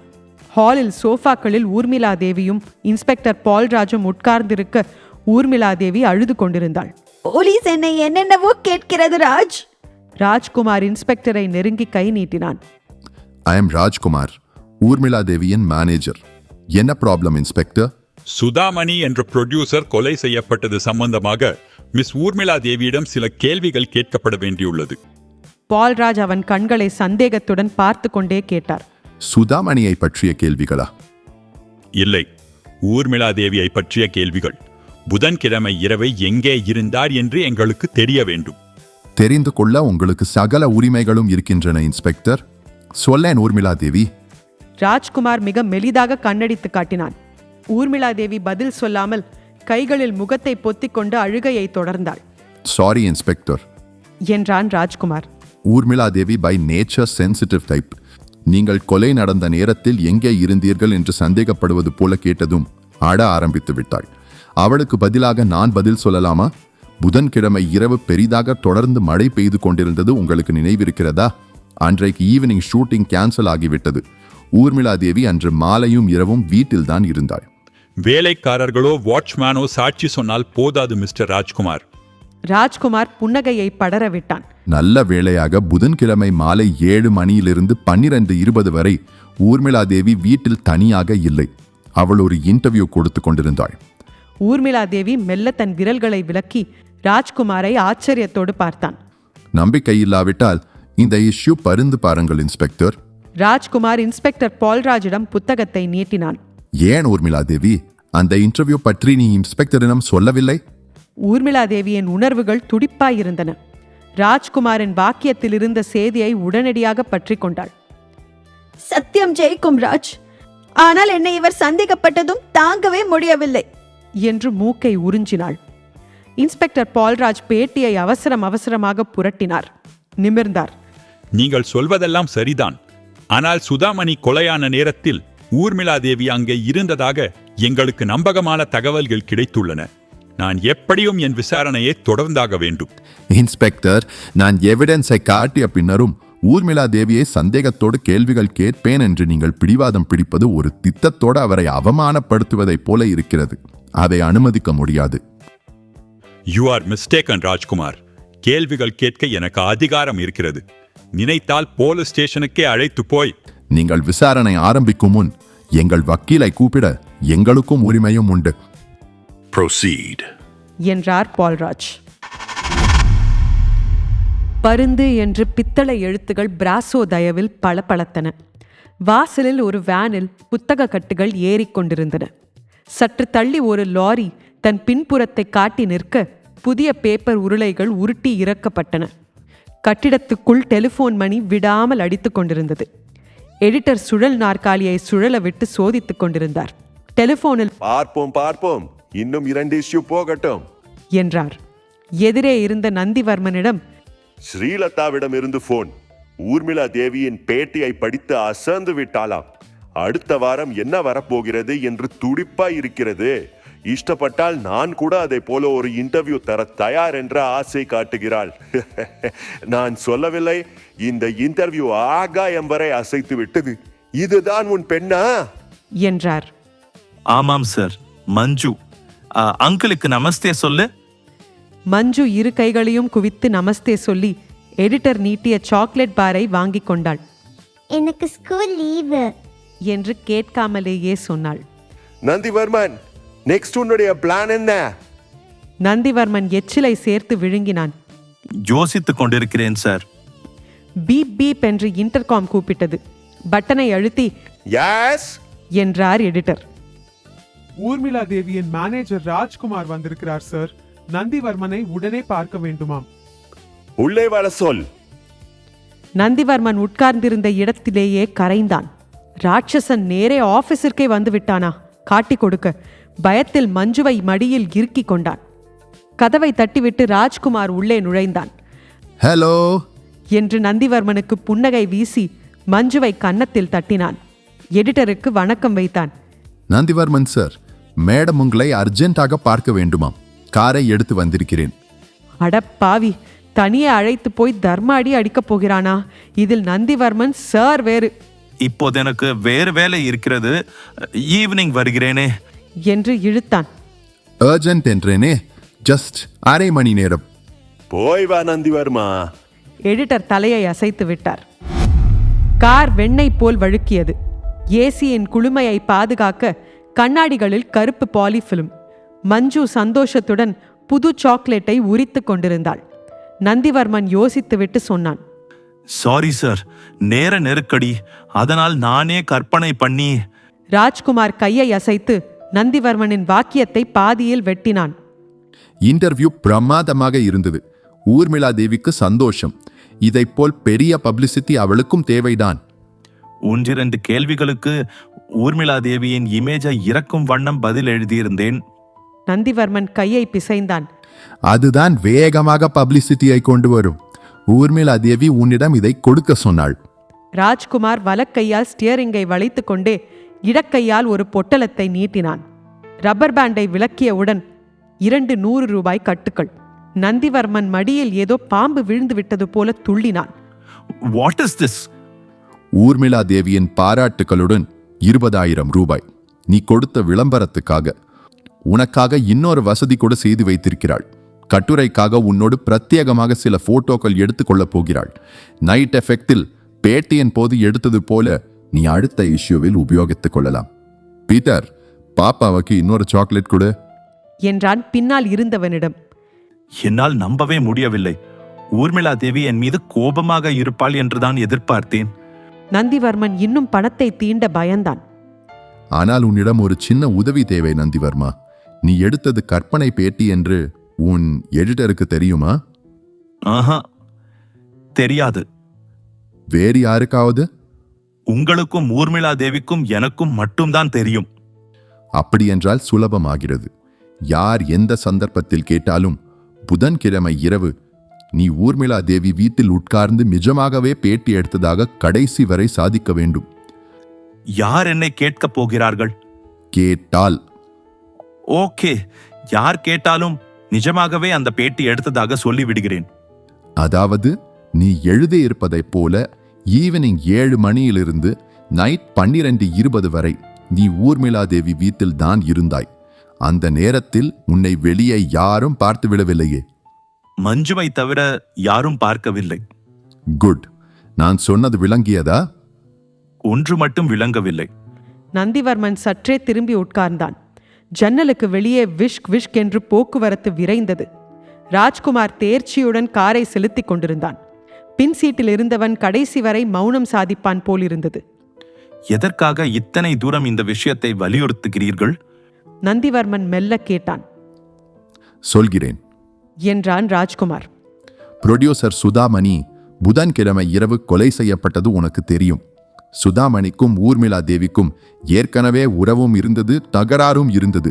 ஊர்மிளா தேவி அன்றைக்கு மழைக்கு பயந்து வீட்டை விட்டு எங்கேயும் போகவில்லை. ஆனாலும் போலீஸ் அவளை கேள்வி கேட்கிறது. நீங்கள் சொல்வதை பார்த்தால் ஊர்மிளா தேவியை அனாவசியமாக போலீஸ் சந்தேகப்படுகிறது. அதிலிருந்து அவள் வெளியே வர உன் உதவி தேவை. ஐயோ, அது பொய் சாட்சி கொடுப்பதாகிவிடுமே. ஜஸ்ட் யோசி. ஊர்மிளா தேவி நினைத்திருந்தால் உன்னை காட்டி கொடுத்திருக்கலாம். உனக்கு அவள் உதவுகிறாள், அவளுக்கு நீ உதவுகிறாய். நோ, எனக்கு மனசாட்சி இடம் கொடுக்காது. நந்திவர்மன் பணத்தை ராஜ்குமாரின் மடியில் போட்டான். காரை ஓரமாக நிறுத்து, நான் இறங்கிக் கொள்கிறேன். இறங்கிக் கொண்டு என்ன செய்ய போகிறாய்? நான் பேட்டி எடுத்ததெல்லாம் டூப் என்று நடுரோட்டில் மீட்டிங் போட்டு சொல்ல போகிறாயா? நிச்சயம் கொலை கேஸில் பொய் சொல்ல நான் தயாராக இல்லை. அப்புறம் உன் இஷ்டம். ராஜ்குமார் காரை ஜெமினி மேம்பாலத்தில் வளைத்து நுங்கம்பாக்கம் நெடுஞ்சாலையில் செருகிக் கொண்டான். ஊர்மிளா தேவியிடம் பணம் இருக்கிறது. பெரிய பெரிய லெவல்களில் கான்டாக்ட் இருக்கிறது. எப்படியும் தப்பித்து வெளியே வந்து விடுவாள். ஆனால் சமயத்தில் உதவாத உன்னை மன்னிக்கவே மாட்டாள். நீ மஞ்சுவின் பேரில் எத்தனை பாசத்தை கொட்டி வளர்க்கிறாய். அந்த மஞ்சுவுக்காக கூட நீ பொய் சொல்ல மாட்டாயா? மஞ்சுவை இதிலேன் இழுக்கிறாய்? பின்சீட்டில் பார். நந்திவர்மன் பார்த்தான். பதறினான். சாக்லேட்டை வாயோரம் வழிய விட்டுக்கொண்டு மஞ்சு பின்சீட்டில் படுத்திருந்தாள். தூக்கமில்லை, மயக்கம். சாக்லேட்டில் மயக்க மருந்து இருக்கிறது. டியர் பீட்டர், பாப்பாவை மடியில் போட்டுக்கொள். மஞ்சு! கத்தாதே. மஞ்சு உனக்கு கிடைக்கப் போவதில்லை. நீ நான் சொன்னதை செய்து முடிக்கும் வரை கவனமாக கேள். ஸ்டர்லிங் ரோடு முனையில் நான் காரை நிறுத்துகிறேன். நீ இறங்கிக் கொள்கிறாய். மஞ்சுவை நான் எடுத்து போகிறேன். உளறினால் அது உன் மஞ்சுவுக்கு தான் ஆபத்து. என்னை யாரும் எதுவும் செய்துவிட முடியாது. என்னை வெளியே கொண்டு வர பணம் இருக்கிறது. நீ மட்டும் நான் சொன்னதை செய்யாவிட்டால் மஞ்சு உனக்கு நிச்சயம் கிடைக்க மாட்டாள். கிடைத்தாலும் பிணமாக தான் கிடைப்பாள். பீட்டரை பார்த்தால் துஷ்ட காரியங்களுக்காகவே அவதாரம் எடுப்பவன் போல இருந்தான். நந்திவர்மனுக்கு அடிவயிற்றில் அமிலம் சுரந்தது. கார் ஸ்டர்லிங் ரோட் ஜங்ஷனில் சரக்கென்று ஓரம் கட்டி நின்றது. மஞ்சுவின் கழுத்தில் ஒரு கத்தி வைக்கப்பட்டது. Come on, get out. மஞ்சு!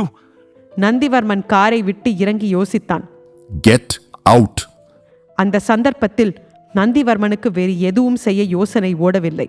கதவை திறந்து மஞ்சுவை பார்த்து கொண்டே இறங்கினான். கதவு உடன் சாத்தப்பட்டு கார் விருட்டென்று புறப்பட்டு போக்குவரத்தில் கலந்தது. நந்திவர்மன் மல்லாந்து படுத்திருந்தான். காலையிலிருந்து எதுவும் கொடுக்கப்படவில்லை என்று வயிறு குரல் கொடுத்து கொண்டே இருந்தது. அழுது அழுது தலையணை கெட்டித்திருந்தது. எத்தனை விதத்தில் யோசித்து விட்டான். போலீஸில் போய் சொன்னால் நிச்சயம் பாதுகாப்பு கொடுப்பார்கள். மஞ்சுவை கூட மீட்டுத் தருவார்கள். ஆனால் உயிரோடா? காலையில் இன்ஸ்பெக்டர் பால்ராஜ் வீட்டருகில் காத்திருந்து பிக்கப் செய்து கொண்டதும் மாறி மாறி கேள்வி கேட்டதும் நினைவுக்கு வந்தது. கடைசி வரை சாதித்து விட்டான். பயம், மஞ்சுவை பற்றிய பயம். ஆனால் அந்த இன்ஸ்பெக்டரின் முகத்தை பார்த்தபோது அவர் அவனை சந்தேகிப்பது போல தோன்றியது. அக்கம் பக்கத்தில் எல்லாரிடமும் மஞ்சுவை அவள் கிராமத்து பாட்டி கூட்டி போயிருக்கிறாள் என்று சொல்லியாகிவிட்டது. ஏக்கம் தாக்க தாக்க மஞ்சுவின் ஸ்கூல் பேக்கை அணைத்து கொண்டு படுத்திருந்த போது கதவு தட்டப்பட்டது. மஞ்சுவா? பதறிக்கொண்டு எழுந்தான். ஓடிப்போய் கதவை திறந்தான். எடிட்டர். என்னப்பா இது, விளக்க கூட போட்டுக் கொள்ளாமல்? எடிட்டர் ஸ்விட்சை ஆன் செய்து அறையில் வெளிச்சம் பரவியதும் நந்திவர்மனின் முகத்தை பார்த்து திடுக்கிட்டார். அழுது கொண்டிருக்கிறாயா என்ன? மஞ்சுவை. நந்திவர்மன் நாக்கு ஒத்துழைக்க மறுத்தது. நல்ல ஆள் போ. பாட்டி வீட்டுக்கு அனுப்பியதற்கா பெண் பிள்ளை போல அழுது கொண்டிருக்கிறாய்? போய் முகத்தை கழுவி கொண்டு வா. நான் உன்னிடம் கொஞ்சம் பேச வேண்டும். நாற்காலியை இழுத்து போட்டுக்கொண்டு அவரே உட்கார்ந்தார். நந்திவர்மன் பாத்ரூமில் நுழைந்து முகத்தில் தண்ணீரை அடித்து கொண்டான். பூத்துவாலையால் அழுந்த துடைத்து கொண்டு எடிட்டருக்கு எதிரே தரையில் அமர்ந்தான். நந்திவர்மா, நீ எந்த வேளையில் ஊர்மிளா தேவியின் பேட்டி ஆரம்பித்தாயோ தெரியவில்லை.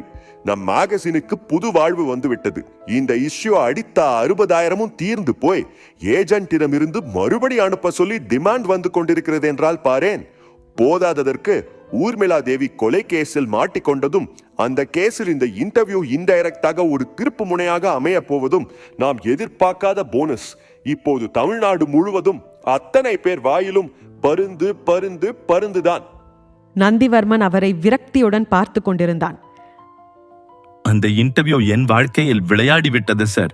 சோ நீ கோர்ட் கேஸ் முடிந்ததும் அதை பற்றியும் ஒரு தொடர் நமக்காக எழுத போகிறாய்.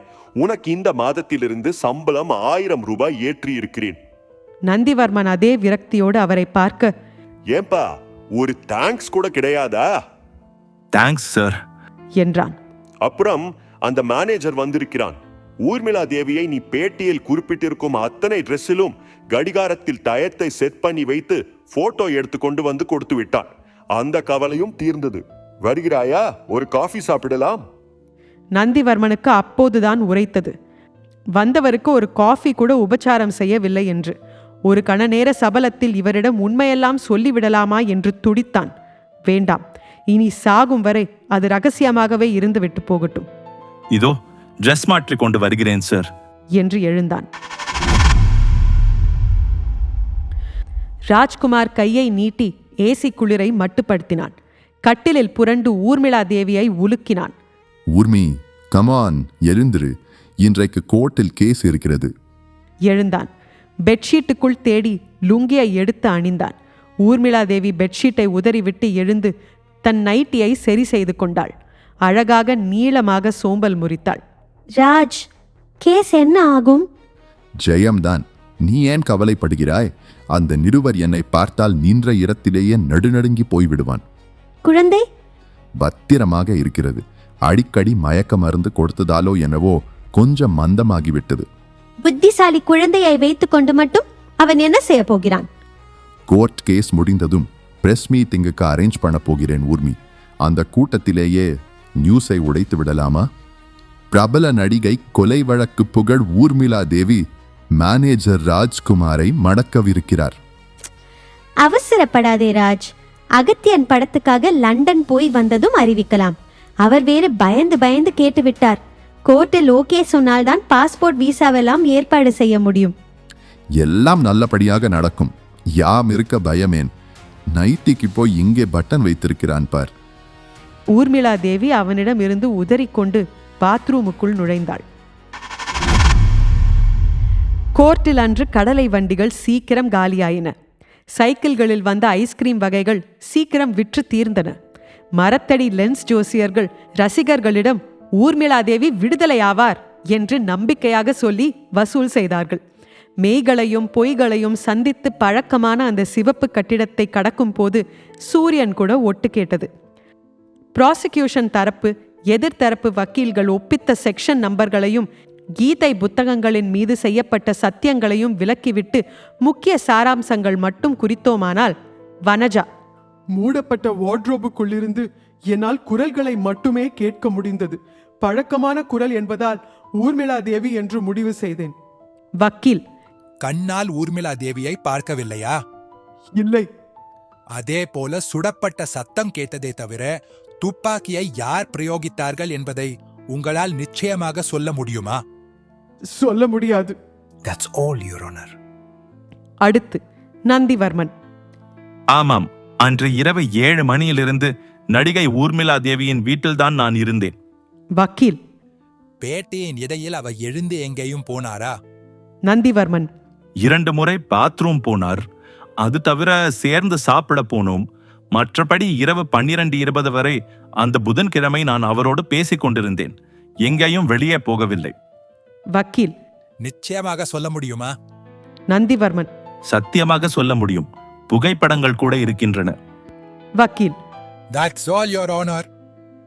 நீதிபதி, எனவே குற்றம் சாட்டப்பட்ட ஊர்மிளா தேவியை நேரடியாக கொலை செய்யப்பட்ட இடத்தில் சாட்சி பார்க்கவில்லை என்பதாலும் குற்றம் நடந்த அந்த நேரம் அவர் வீட்டில் நிருபர் இருந்தார் என்பதற்கு வலுவான சாட்சியம் இருப்பதாலும் ஊர்மிளா தேவியை நிரபராதி என்று கோர்ட் முடிவு செய்கிறது. உண்மையான கொலையாளியை கண்டுபிடிக்கும்படி போலீசிற்கு உத்தரவிடுகிறது. ஹுரே ஹோ என்று கோர்ட்டுக்கு வெளியே ராஜ்குமார் ஊர்மிளா தேவியை அலாக்காக தூக்கியதை 100 கேமராக்கள் ஃபிளாஷ் செய்தன. ராஜ் விடு! ஊர்மிளா தேவி திமிரிக் கொண்டு இறங்கினாள். முகத்தில் நிஜமான கோபம். உங்களுக்கும் ராஜ்குமாருக்கும் திருமணம் எப்போது? ராஜ்குமார் என்னுடைய மேனேஜர், தட்ஸ் ஆல். என் திருமணம் எங்கே, யாரோடு என்பதெல்லாம் உங்களுக்கு நிச்சயம் சொல்லப்படும். வதந்திகளை நம்பாதீர்கள் என்று அவள் சொன்னதை நிருபர்கள் கிறுக்கிக் கொண்டார்கள். கோர்ட் காம்பவுண்டை தாண்டியதும் ராஜ்குமார் ஊர்மிளா தேவியை உலுக்கினான். ஊர்மி, ஏன் அப்படி சொன்னாய்? நீ என்னை கல்யாணம் செய்து கொள்வதாய் வாக்குறுதி கொடுத்திருக்கிறாய். அதை நம்பித்தான் நான் இத்தனை தூரம் ரிஸ்க் எடுத்துக்கொண்டு வெளியே கொண்டு வர பிளான் செய்தேன். முட்டாளே, நடிகைகளின் ஸ்டேட்மெண்ட்கள் எப்போதும் இப்படித்தான் இருக்க வேண்டும். நான் லண்டனில் இருந்து திரும்பி வந்ததும் அறிவிக்கலாம் என்றேனே. ஊர்மிளா தேவி ராஜ்குமாரின் மார்பு முடிகளில் விரலை சுற்றி கொண்டே சொன்னதும் ராஜ்குமார் இறுக்கம் நீங்க சிரித்தான். அந்த ரிப்போர்ட்டரின் மகளை என்ன செய்தாய்? இன்றைக்கு திருப்பிக் கொடுக்க ஏற்பாடு செய்திருக்கிறேன். நந்திவர்மன் கலைந்த தலையை சரி செய்து கொண்டு தன் போர்ஷனை நெருங்கினான். சாவி எடுத்து பூட்டை திறந்தான். கதவை திறந்ததும் முகத்தில் சிலீர் என்ற காற்று வீசியது. ஹாலின் மையத்தில் பேப்பர் விரிக்கப்பட்டு அதில் மஞ்சு படுத்திருந்தாள். மேலே மின்விசிறி சுழன்று கொண்டிருந்தது. கதவை சாத்திவிட்டு ஓடினான். மஞ்சு மஞ்சு மஞ்சு சீராக மூச்சு விட்டு கொண்டிருந்தாள். ஆனால் கண்கள் மூடியிருந்தன. நந்திவர்மன் பதைப்போடு மகளை மடியில் கிடத்தி கொண்டான். மஞ்சு மஞ்சு என்று அவள் கன்னங்களில் தட்டி பார்த்தான். பக்கத்தில் தண்ணீர் ஜக்கை எடுத்து அவள் முகத்தில் தண்ணீரை விசிறி அடித்தான். மஞ்சு அசையவே இல்லை. முதன்முறையாக பயம் வந்தது. அவளை அப்படியே தோளில் சார்த்தி கொண்டு வெளியே ஓடினான். கண்களுக்குள் டாக்டர் டார்ச் அடித்து பார்த்தார். விழித்திரைகளில் சலனம் இல்லாததை கவலையுடன் குறித்து கொண்டார். சுத்தியல் போல் இருந்த சமாச்சாரத்தால் உள்ளங்கால்களில் கீறினார். முட்டிகளை தட்டினார். மஞ்சுவிடம் எந்த ரியாக்ஷனும் இல்லை. மூச்சு மட்டும் சீராக வந்து கொண்டிருந்தது. ஏதாவது ஸ்ட்ராங்கான மெடிசன் கொடுத்தீர்களா என்ன? டாக்டர் மஞ்சுவின் மிருதுவான சருமத்தில் அங்கங்கே விரிசல்களை போட்டு ஏடு படிந்திருந்த வெடிப்புகளை தடவிக்கொண்டே கேட்டார். இல்லை டாக்டர். ஏன் டாக்டர்? போய் சொல்லாதே மேன். என்னவோ நடந்திருக்கிறது. இன்னும் நிறைய டெஸ்ட் செய்துவிட்டு தான் சொல்ல முடியும். பட் செரிபலம் பாதிக்கப்பட்டிருக்கிறது என்று சந்தேகப்படுகிறேன். அப்படி பாதித்திருந்தால் என்ன டாக்டர்? சொல்ல முடியாது. கோமாவில் கூட கொண்டு போய் விடலாம். டாக்டர்! ராஜ்குமார் ஷேவிங்கில் இருந்தபோது காலிங் பெல் மறுபடி கூப்பிட்டது. அலட்சியமாக கதவை திறந்ததும் நந்திவர்மன் அவன் மேல் சிறுத்தை போல பாய்ந்தான். ராஜ்குமாரின் கையில் இருந்த ரேசர் எகிரி போக அவன் நடப்பது உணராமல் தத்தளித்து நந்திவர்மனை நகர்த்தினான். நந்திவர்மனின் ஆத்திரம் திறந்துவிட்ட சோடா பாட்டில் போல குமிறியது. அருகே இருந்த நாற்காலியை எடுத்து ராஜ்குமாரின் மீது இறக்கினான். நாற்காலி முக்காலியானது. ராஜ்குமார் மூக்கை தொட்டு பார்த்தான். ஷேவிங் நுரையுடன் ரத்தம். ஏய், என்ன இது என்று கேட்பதற்காக வாய் திறந்தவுடன் அடிபட்டான். 2 பற்கள் நாடு கடத்தப்பட்டன. துப்பிவிட்டு நிமிர்ந்த போது நந்திவர்மன் தன் முழங்கையை அவனுடைய கழுத்துக்கு கீழே தொண்டையில் அழுத்தினான். அந்த கையில் கொஞ்சம் கொஞ்சமாக அழுத்தத்தை கூட்டினான். சொல்லுடா நாயே, என் மஞ்சுவை என்ன செய்தீர்கள்? அவளுக்கு என்ன கொடுத்தீர்கள்? ராஜ்குமார் பயத்தின் உச்சத்தில் மஞ்சுவுக்கு கொடுக்கப்பட்ட இன்ஜெக்ஷனை பற்றி அவசரமாக சொன்னான். சொல்வதற்கே எனக்கு கஷ்டமாயிருக்கிறது என்றார் டாக்டர். ஸ்கேன் ரிப்போர்ட் நமக்கு சாதகமாக இல்லை. நீ சொல்லும் இன்ஜெக்ஷன் அளவுக்கு அதிகமாக கொடுக்கப்பட்டால் நிச்சயம் இந்த நிலைமையில்தான் கொண்டுவிடும். உன் மகள் பழைய நிலைக்கு திரும்ப 6 மாசமாகலாம், 1 வருஷமாகலாம். நினைவு திரும்பாமலே கூட போகலாம். I will do my best. Nandivarman மெல்ல எழுந்தான். கால்களில் இரும்பு குண்டுகளை கட்டிவிட்டது போல இழுத்தது. டாக்டர் வெள்ளையாக அசைந்து மாயமானார். நடந்தபோது பிடித்துக்கொண்டு கிளினிக் வாசலுக்கு வந்து ஆட்டோ என்று கை நீட்டினான். வழியில் ஸ்டூடியோவில் நிறுத்தினான். மஞ்சுவை அவன் எடுத்த போட்டோக்கள் அட்டகாசமாக வந்திருந்தன. அவற்றை ஃப்ரேம் போட்டு வீட்டு ஹாலில் மாட்டினான். நிஜமாகவா? எடிட்டர் தன் கண்ணாடியை கழற்றி விட்டார். மூடியை விலக்கிவிட்டு ஒரு டம்ளர் தண்ணீரையும் ஒரே மடக்கில் குடித்தார். அத்தனையும் பொய்யா? தேதி போட்டு நேர வாரியாக அவள் போட்டிருந்த ட்ரெஸ்ஸை கூட வர்ணித்திருந்தாயே, அத்தனையுமா டூப்பு? ஏன் அப்படி செய்தாய் நந்திவர்மா? நந்திவர்மன் தன் சிவந்த மூக்கை மறுபடி தேய்த்து கொண்டான். பயம் சார். வித்தியாசமாக எதுவும் செய்யவில்லை என்றால் வேறு ஆள் போட்டு விடுவேன் என்று நீங்கள் மிரட்டியதும் பயந்து விட்டேன். என் மகளை பெரிய ஸ்கூலில் சேர்த்து படிக்க வைக்க வேண்டும் என்று சொப்பனமெல்லாம் வேலையே போய்விட்டால் அழிந்து விடுமே என்று நடுங்கி விட்டேன். உண்மையாக ஒரு பேட்டி எடுக்கத்தான் முயற்சி செய்தேன், முடியவில்லை. அப்படியானால் நீ கோர்ட்டில் சொன்னதெல்லாம் பொய்யா? அப்பட்டமான பொய். ஏற்கனவே சொன்ன பொய்யை காப்பாற்ற நான் விரித்த வலையில் நானே சிக்கிக்கொண்டு என் ரிப்போர்ட்டை உண்மை என்று உறுதிப்படுத்த மேலே பொய் சொன்னேன். என் மனம் அலைப்பாய்ந்து விடப் போகிறது என்று மஞ்சுவை கடத்தி போய்விட்டார்கள். இப்போது என்ன செய்ய வேண்டும் என்கிறாய்? ஏற்கனவே நடந்ததெல்லாம் டூப் ரிப்போர்ட் தான் என்று நாம் மேகசினில் அறிவிப்பு கொடுக்க சொல்கிறாயா? சேச்சே, பத்திரிகையின் பெயரை நான் கெடுக்க விரும்பவில்லை சார். அதற்கு கிடைத்திருக்கும் பப்ளிசிட்டியும் சர்க்குலேஷன் உயர்வும் எந்த விதத்திலும் பாதிக்கப்படக்கூடாது. பின்னே எனக்காக நீங்கள் ஒரு பொய் சொல்ல வேண்டும். பொய்யா? விளக்கமாக சொல்கிறேன் சார். உனக்காகவா? உன்னால் இன்று எனக்கு என்ன ஆயிற்று பார்த்தாயா? நெகட்டிவ் பப்ளிசிட்டி கிடைத்து விட்டது. பொறாமை பிடித்து ஊர்மிளாதேவிக்கு எதிராக சாட்சி சொன்னதாக ஊரே நினைத்து கொண்டிருக்கிறது. ப்ரொடியூசர்கள் என்னை நெருங்கவே யோசனை பண்ணுகிறார்கள். இன்னும் என்ன வேண்டும் உனக்கு? கொஞ்சம் உட்கார்ந்து பேசலாமா? வனஜா, உனக்கு கொடுத்த நெகட்டிவ் பப்ளிசிட்டியை ஈடு கட்ட இன்னொரு மேட்டர் எங்கள் பத்திரிகையிலேயே செய்ய போகிறோம். நீ சம்மதித்தால். வேண்டாம், உன் தொடர்பே வேண்டாம். நீ போய் ரிப்போர்ட் எழுதுபவன். எத்தனை காசு கொடுத்தாள் அந்த ஊர்மிளாதேவி? இல்லை, அவளுடைய பெட்ரூமில் உன்னை நாய் போல கட்டி போட்டிருந்தாளா? வனஜா கோபப்பட்ட போது இடக்கண்ணத்தில் தனியே ஒரு பகுதி துள்ளியது. வேடிக்கையாக இருந்தது. நீ சொல்வது எதுவும் நடக்கவில்லை. என் 7 வயது மகளை கடத்தி போனாள். வாட்? வனஜாவின் முகத்தில் துல்லியமான கவலை கலந்த அதிர்ச்சி. என்ன நடந்தது என்றால் என்று ஆரம்பித்து போன வரி வரை கதையை சொல்லி முடித்தான் நந்திவர்மன். அவளை சும்மா விடாதே. வனஜா கோபத்தில் உதறிக் கொண்டிருந்தாள். அவளை மட்டுமில்லை, அந்த மேனேஜரையும் சேர்த்து சிக்க வைக்கப் போகிறேன். எப்படி? அதற்குதான் உன் உதவி தேவை. ஊர்மிளா தேவி ராஜ்குமாரை தலையிலிருந்து கால் வரை ஒரு சர்வே செய்தாள். பயங்கரமாக அடித்திருக்கிறான் போலிருக்கிறது. உன்னை இப்படியே ஒரு போட்டோ எடுத்து உடம்பில் எத்தனை பிளாஸ்திரி என்று போட்டி கூட வைக்கலாம். உனக்கு விளையாட்டாக இருக்கிறது இல்லையா? அவனை நான் சும்மா விடப் போவதில்லை. நடுரோட்டில் வைத்து. ராஜ்குமார் அதிகம் உணர்ச்சி வசப்பட்டதில் வாயோரம் பிளாஸ்திரி திறந்து கொள்ள அம்மா என்று அலறினான். அவசரப்படாதே ராஜ், அவனை ஒன்றும் செய்ய வேண்டாம் இப்போது. அவன் ஆத்திரம் நியாயமானது. அந்த பொண்ணுக்கு ஆகும் டாக்டர் செலவை நாம் ஏற்றுக்கொள்வோம். அடங்கி விடுவான். நோ, அவனுக்கு ஒரு பைசா கூட கொடுக்க கூடாது. ஓகே, 4 நாள் பொறுத்துக்கொள். நாம் லண்டனுக்கு ஃப்ளைட்டில் ஏறும் வரை எந்த சிக்கலும் வேண்டாம். நீ அவனை அடிக்க போய் அவன் உணர்ச்சி வசப்பட்டு போலீசிடம் போய் ஏதாவது உளறினால் ஆபத்து. நாம் இந்தியாவை தாண்டியதும் இங்கே அவன் சரித்திரத்தையே முடித்துவிட ஏற்பாடு செய்துவிட்டு வா. அதுவும் நல்ல ஐடியாதான். ராஜ்குமார் சற்றே நொண்டினான். 2 நாளைக்கு உனக்கு ரெஸ்ட் கொடுக்க வைத்து விட்டான் பார், அதுதான் எனக்கு கோபம். ஊர்மிளா தேவி சிரித்தாள் வாய் விட்டு. டிக்கெட்ஸ் வந்து விட்டதா? ஞாயிற்றுக்கிழமை ஃப்ளைட். சனிக்கிழமை வெளியான அடுத்த பருந்து இதழில் கீழ்கண்ட செய்திகள் வெளியாகியிருந்தன. நடிகை ஊர்மிளா தேவியும் அவரது மேனேஜர் ராஜ்குமாரும் மணந்து கொள்ளப் போவதாக ஒரு செய்தி அடிபட்டது நினைவிருக்கலாம். இது குறித்து ஊர்மிளா தேவியிடம் கேட்டபோது ஏதோ ஜோக்கை கேட்டது போல சிரித்தார். அந்த மேனேஜர் கிறுக்கு பிடித்து எல்லாரிடமும் இப்படித்தான் சொல்லிக்கொண்டு அலைகிறான், இதைப் போல அவன் எல்லா பத்திரிகைகளிலும் உளறிக் கொண்டிருந்தால் அவனை நீக்கி விடலாம் என்று இருக்கிறேன், அதையும் மதிக்காவிட்டால் அவன் மீது வக்கீல் நோட்டீஸே விடுவேன் என்று கோபமாக சொன்னார்.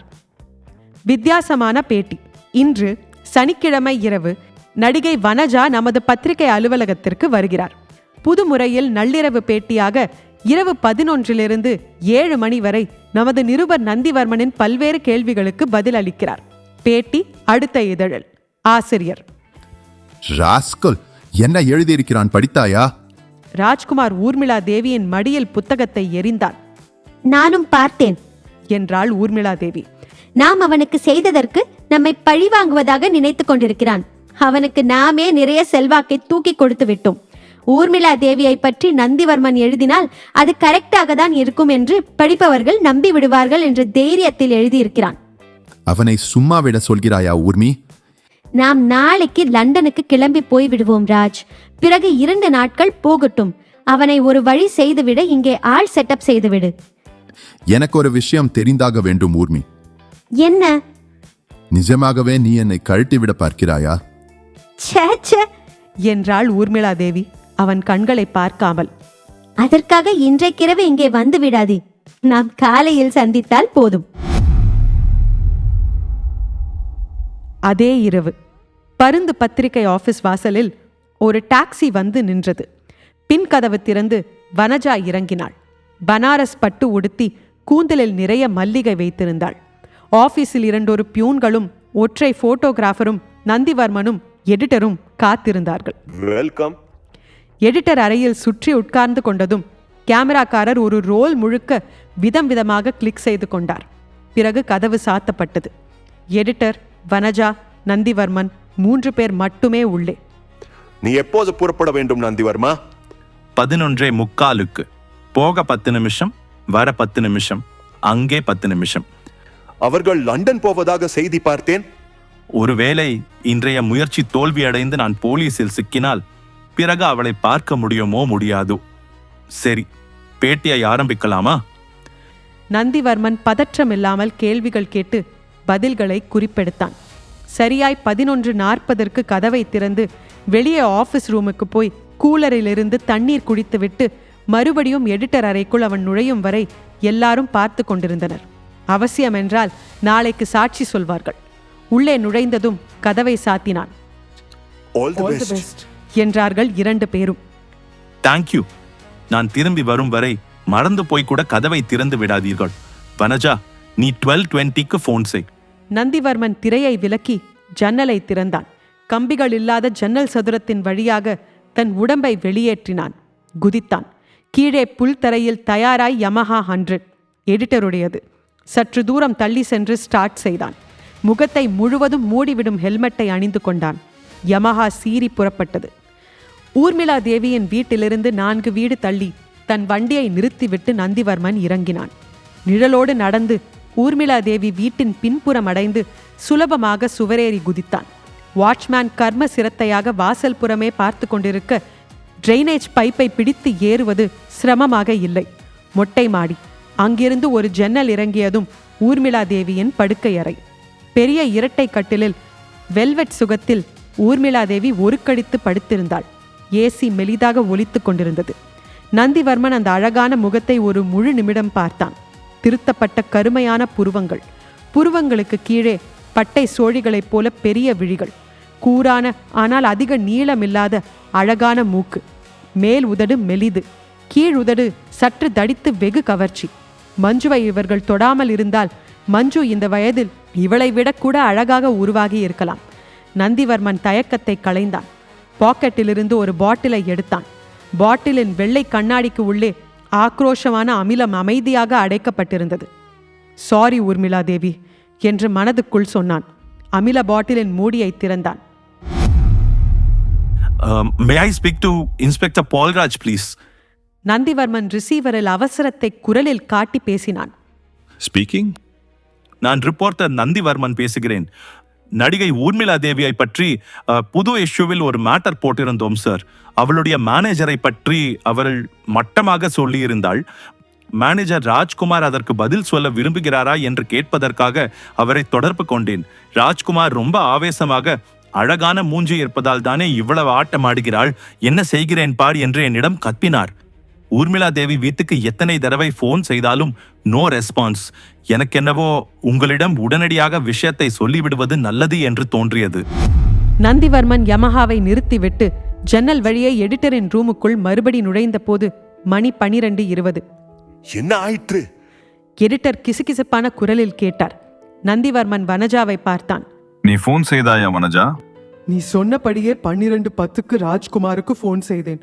உடனே வா என்று ஊர்மிளா தேவி பேசுவது போல பேசினேன். இந்நேரம் அவன் புறப்பட்டு அங்கே போயிருப்பான். போலீஸும் போயிருக்கும். ஊர்மிளா தேவி உன்னை பார்த்து விடவில்லையே? இல்லை. நந்திவர்மன் முகத்தை மூடிக்கொண்டான். மேஜையில் சரிந்தான். முதுகு மெலிதாக குலுங்கியது. அட, என்ன ஆயிற்று உனக்கு? அமில முகத்தில் பட்ட ஊர்மிளா தேவி துடித்தது என் கண் முன்னாலேயே நிற்கிறது வனஜா. நானும் அந்த மாதிரி காரியம் செய்தேன். என்னால் நம்ப முடியவில்லை. எனக்கு மன்னிப்பே இல்லை. பைத்தியக்காரா, அவர்கள் உன் மஞ்சுவுக்கு என்ன செய்தார்கள் என்பதை மறந்து விட்டாயாளா? கோழை போல் போலீசில் அழுது தொலைக்காதே. நீ மட்டும் இல்லை, நானும் வனஜாவும் சேர்ந்து மாட்டுவோம். ஓகே சார் என்று நந்திவர்மன் கண்ணீரினுடைய சொன்னபோது அதில் உறுதி இருந்தது. மஞ்சுவுக்கு என்ன செலவானாலும் அதை நான் ஏற்றுக்கொள்கிறேன் நந்திவர்மா. எடிட்டரின் குரலில் ஆறுதலும் நம்பிக்கையும் இருந்தது. ஒரு பின்னுரை. கோர்ட்டில் ராஜ்குமார். இல்லை, சத்தியமாக நான் ஊர்மிளா தேவியின் முகத்தில் ஆசிட் ஊற்றவில்லை. என்னை நம்புங்கள், என்னை நம்புங்கள். நீதிபதி. ராஜ்குமார் அமிலத்தை தன் மீது ஊற்றியிருக்கக்கூடும் என்று ஊர்மிளா தேவியே சந்தேகப்படுவதாலும் ஊர்மிளா தேவியை பற்றி அவர் கோபமாக பேசியதற்கு வலுவான சாட்சி இருப்பதாலும் கோர்ட் ராஜ்குமாரை குற்றவாளி என்று கருதுகிறது. சிதைந்து போன முகத்துடன் இனி எதிர்காலத்தில் நடக்கவே முடியாமல் போனதற்காக நடிகை ஊர்மிளா தேவிக்கு ராஜ்குமார் தன் வசமுள்ள சொத்து முழுவதும் நஷ்ட ஈடாக கொடுக்க வேண்டும்.